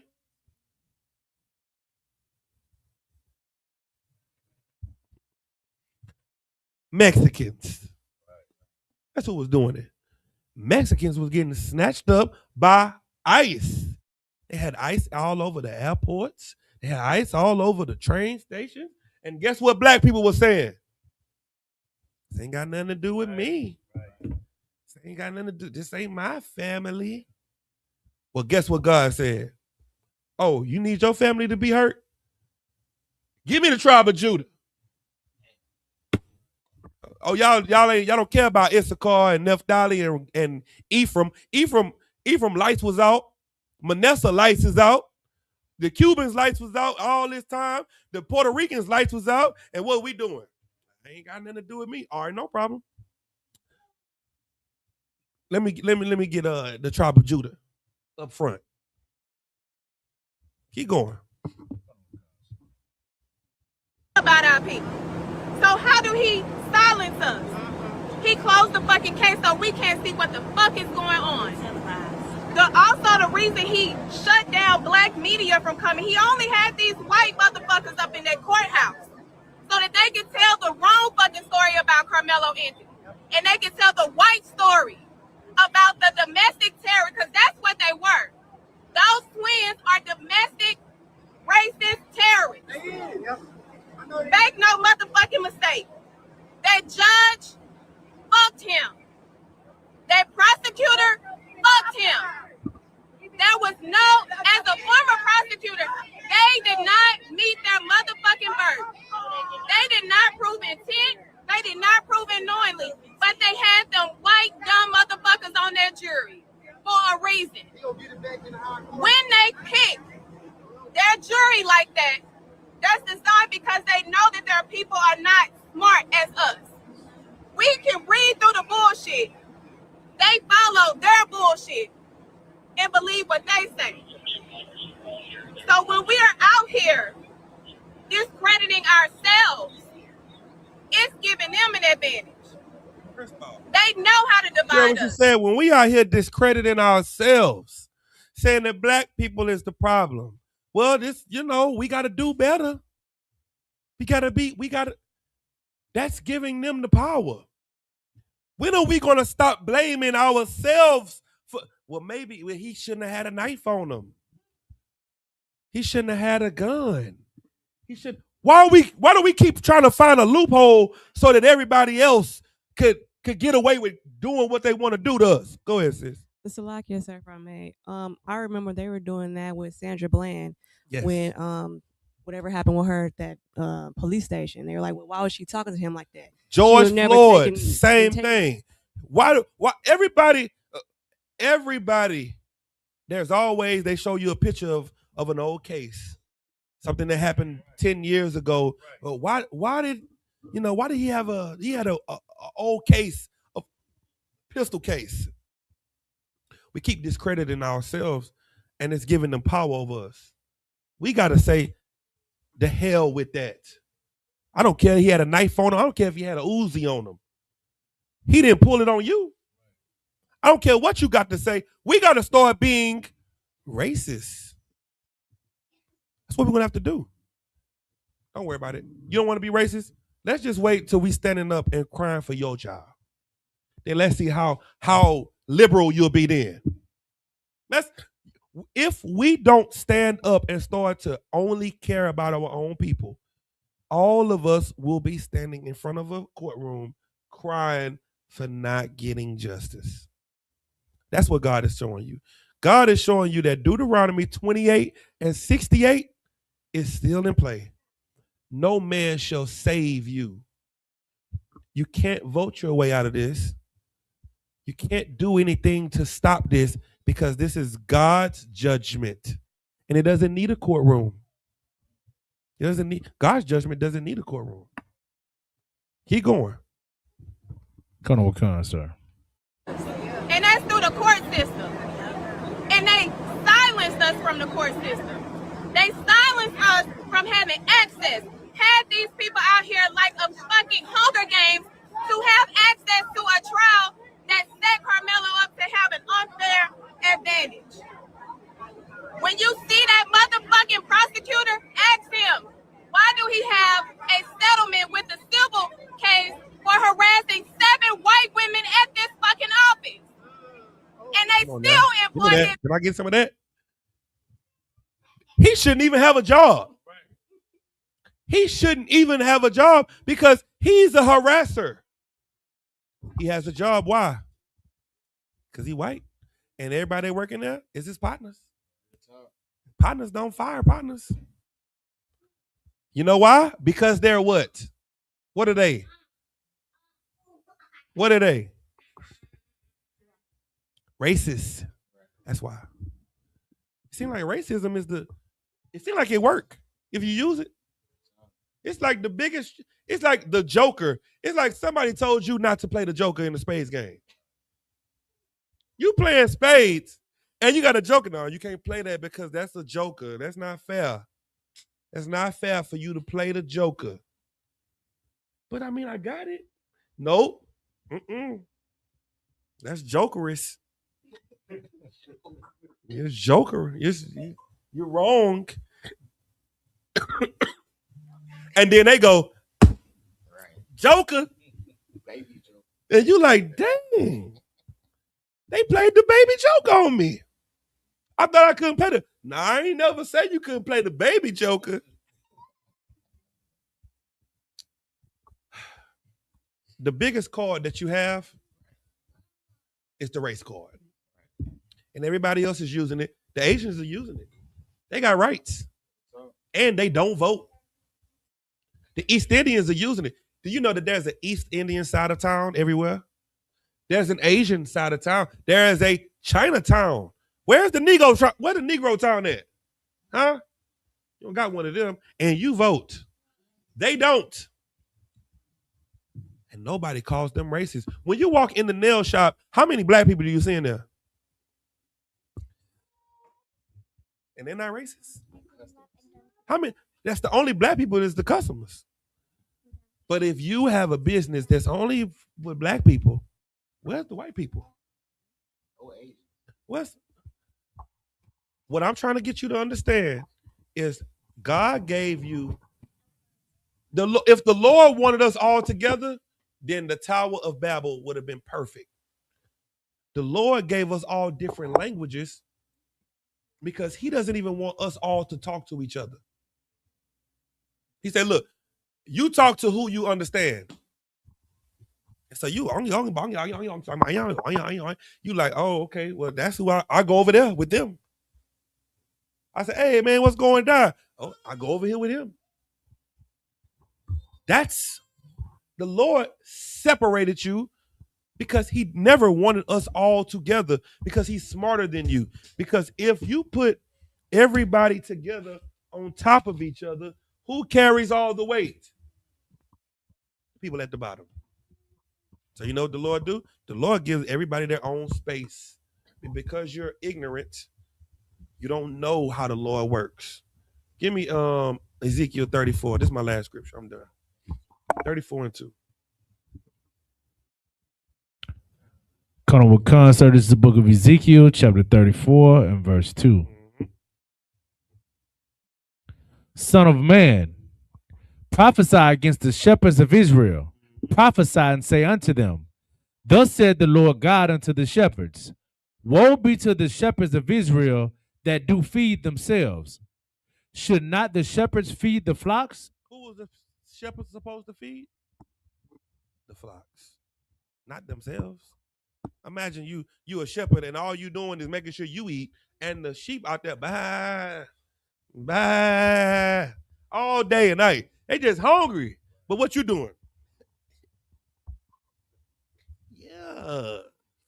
Keep that money coming. You're a horrible shepherd. You're a horrible leader. Keep going. Colonel Wakan, verse 3. Ye eat the fat, and ye clothe ye with the wool. Ye kill them that are fed, but ye feed not the flock. You eat the fat, you clothe yourself in the best, but you don't feed the people that are really hungry. Keep going. Verse 4. The disease have ye not strengthened. You ain't strengthened the people that need strength. Keep going. Neither have you healed them that which was sick.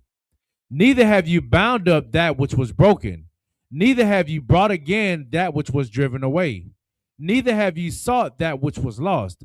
But with force and with cruelty ye have ruled them. You did what?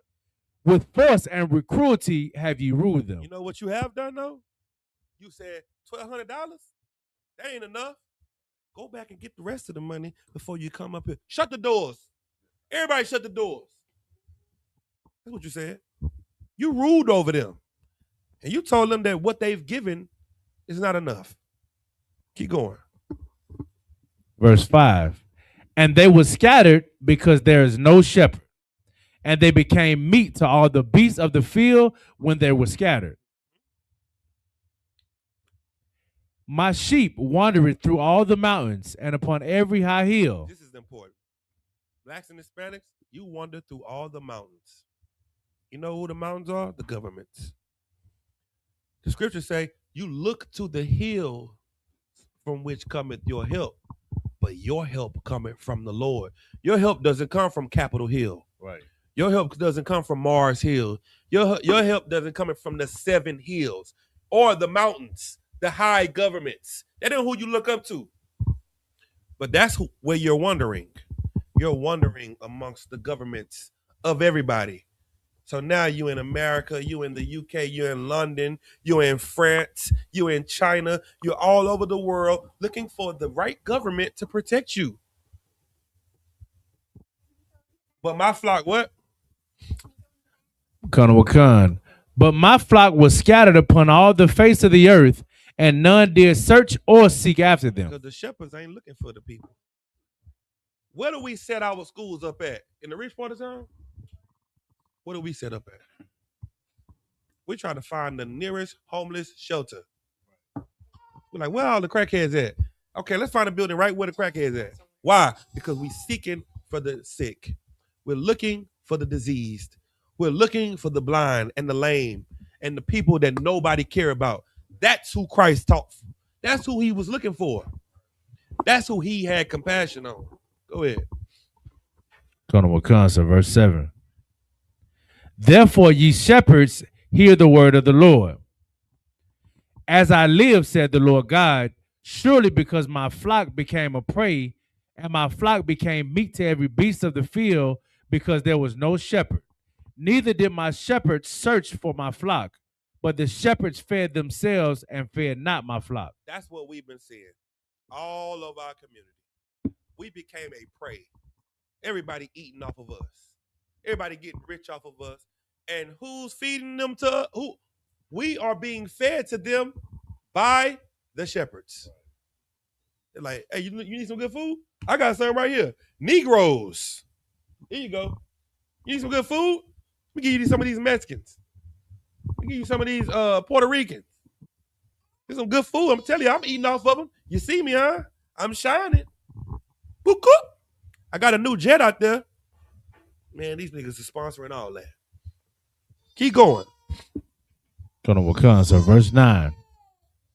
Therefore, O ye shepherds, hear the word of the Lord. Thus said the Lord God, behold, I am against the shepherds, and I will require my flock at their hand, and cause them to cease from feeding the flock.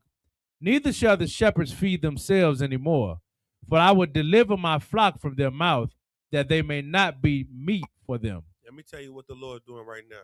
That's why we got to get out and we got to let everybody know. Verse 28. We got to let everybody know that the Lord is delivering you from the church. The Lord is delivering you out of Christianity and out of Islam and Egyptology and all of that. And now it's time to come home. It's time to come to the good shepherd. Keep going. Verse 28. And they shall no more be a prey to the heathen. To the who? To the heathen. Go ahead. Neither shall the beasts of the land devour them. You know why he called them the beasts of the land? Because when we were in the garden, the Lord called the other nations the beast of the field. And the Lord said that there was one beast that was more subtle than all the other beasts of the field. And who was that beast that was the most subtle of all the other beasts? The serpent. He was the most subtle beast of the field. Why were they beast of the field? Because we were in the pasture. We were in the garden because the children of Adam were of the flock. But everybody else outside the garden were the beast of the field round about the garden. Well, no more shall the what? No, Salakia. And they shall no more be a prey to the heathen, neither shall the beast of the land devour them. The beast of the who? The beast of the land devour them. Go ahead.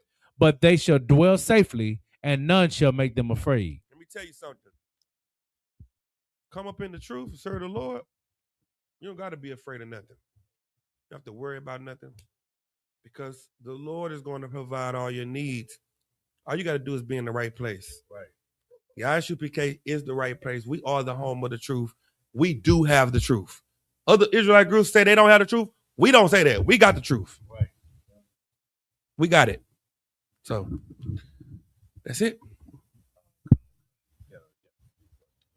It's short or long? Sister says, Salakia, what's the difference between disciple and apostle? The disciples were followers of Christ. The apostles were followers of Peter. The apostles followed Peter, and they were. That's just the simplest way to put it. Next. Colonel Khan, brother said, can I get a breakdown of 1 Corinthians 6 and 18? I think we read it earlier. I don't know if he caught it though. Come on, what did it say? What's the question? Just general breakdown. 1 Corinthians 6 and 18. Flee fornication. Every sin that a man doeth is without the body, but he that committeth fornication. Read that. Colonel Khan, sir. Okay, next. That's it, sir. That's it. All right, with that, we're going to. Tamaki had a question? Mark, you got your hand up? Yeah, kind of, sir. I just kind of want to add to what you were saying, if you want to. Go ahead. All right, kind of. Can I get 1 John chapter 2 and verse 19? This is the book of 1 John chapter 2 and verse 19. They went out from us, but they were not of us. For if they had been of us, they would no doubt have continued with us. But they went out that they might be made manifest. They were not all of us. You understand? And that's kind of what we're going through when we see the John Baptist of the day. You understand? The false prophets and the Pharisees here today. Like they not helping us. They continuously scattering the flock. And that's what's making the number so low, the 1/3. You understand? When even the disciples and apostles prayed that all Israel be saved. But there's no way in fact that they can all be saved unless they come under command of Jerry and Hannah, sir. It's like I just want to add that. Hey, that's the truth, right? We are not affiliated with no other Hebrew Israelite group. That's the truth, right? Give him a hand because let me tell you what makes it so true. Because everybody is looking for help. And what we're trying to do is stop people from unaliving themselves or self-medicating. Self-medication is what we call today drug addiction. And the only way to stop drug addiction is to give people hope. That's it. That's all they need. We're stronger than white people. We're stronger than everybody else. That's why they don't give you medicine. You get sick, what they tell you? Go take a nap. You be all right. You cool. But when a white man gets sick, they give him the strongest medicine. And he becomes a addict because it's too strong for him. What they tell you? You'll be all right. You'll be all right. You strong. They know that. They know that you're strong. And that's fine. But now what we're going to do is teach each other how not to be addicts. We're going to teach each other how to be men and women of the Lord and how to fight that lust to try to suppress the pain. The pain is good if you learn how to use it. You can use that pain and that frustration and that anxiety for something to benefit you and your family and your children. That's what we teach you.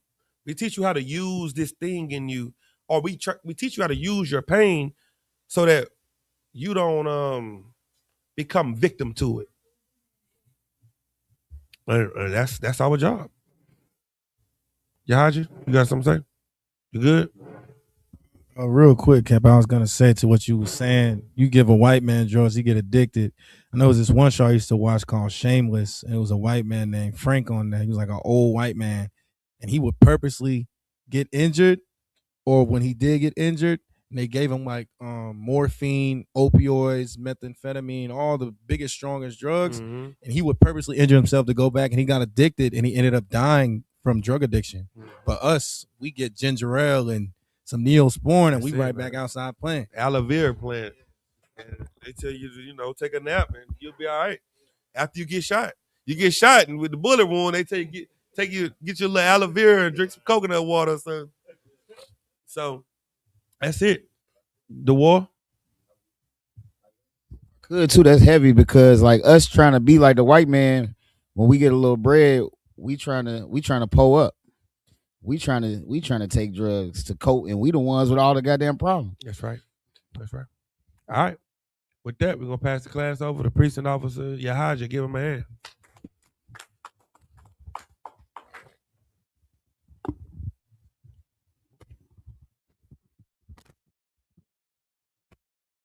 We are the Isupk style of 1 West 125th Street, Harlem, New York. Rule for new brother and sister. When a new brother and sister come to the school, they are off limits for 6 months. They are to be saluted only. They are here to shed themselves of the world. If they need transportation, a teacher will arrange it. After 6 months, if a brother or sister has an interest in a particular person, he or she must get permission from the head to speak to a brother or sister. There's another 6 months in which the brother and sister will court each other. After this 6-month period, the brother and sister will get permission from the head to marry. Tithes, which is a commandment which can be found in the book of Numbers, chapter 18, verse 21, and also in the book of Malachi, chapter 3, verses 8 through 10. Means 10th in the Hebrew, ma'asharah, 10% of every penny or any increase the Lord gives you. Give the treasury department or teacher, priest fund, free will offering for priests, not mandatory.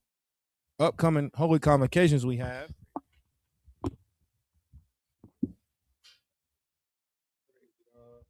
Memorial of the blowing of trumpets.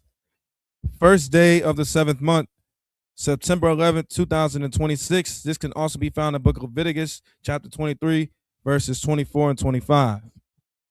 Remind Akim and Aqua to check the bulletin board in the hallway if anyone wants to become a trooper in the school to start wearing all black boots, shirt, pants, headband, and or scarf. This concludes security announcements. With that, imagine you get courtesy salute. Men of Israel, Imam Shabbat, Imagine, Barak, Yahweh Hashem, Yahweh Barakatah, Yahweh Matah, so Imagine, Sister Stan, we'll give a courtesy salute to the sister. Men of Israel, Imagine Shabbat, Imagine, Barak, Yahweh Shema, Yahweh Shema, Allah, Bahashem, Yahweh Shah. What you just said was God watch over you in the name of Jesus. Yahweh Basan, dismiss.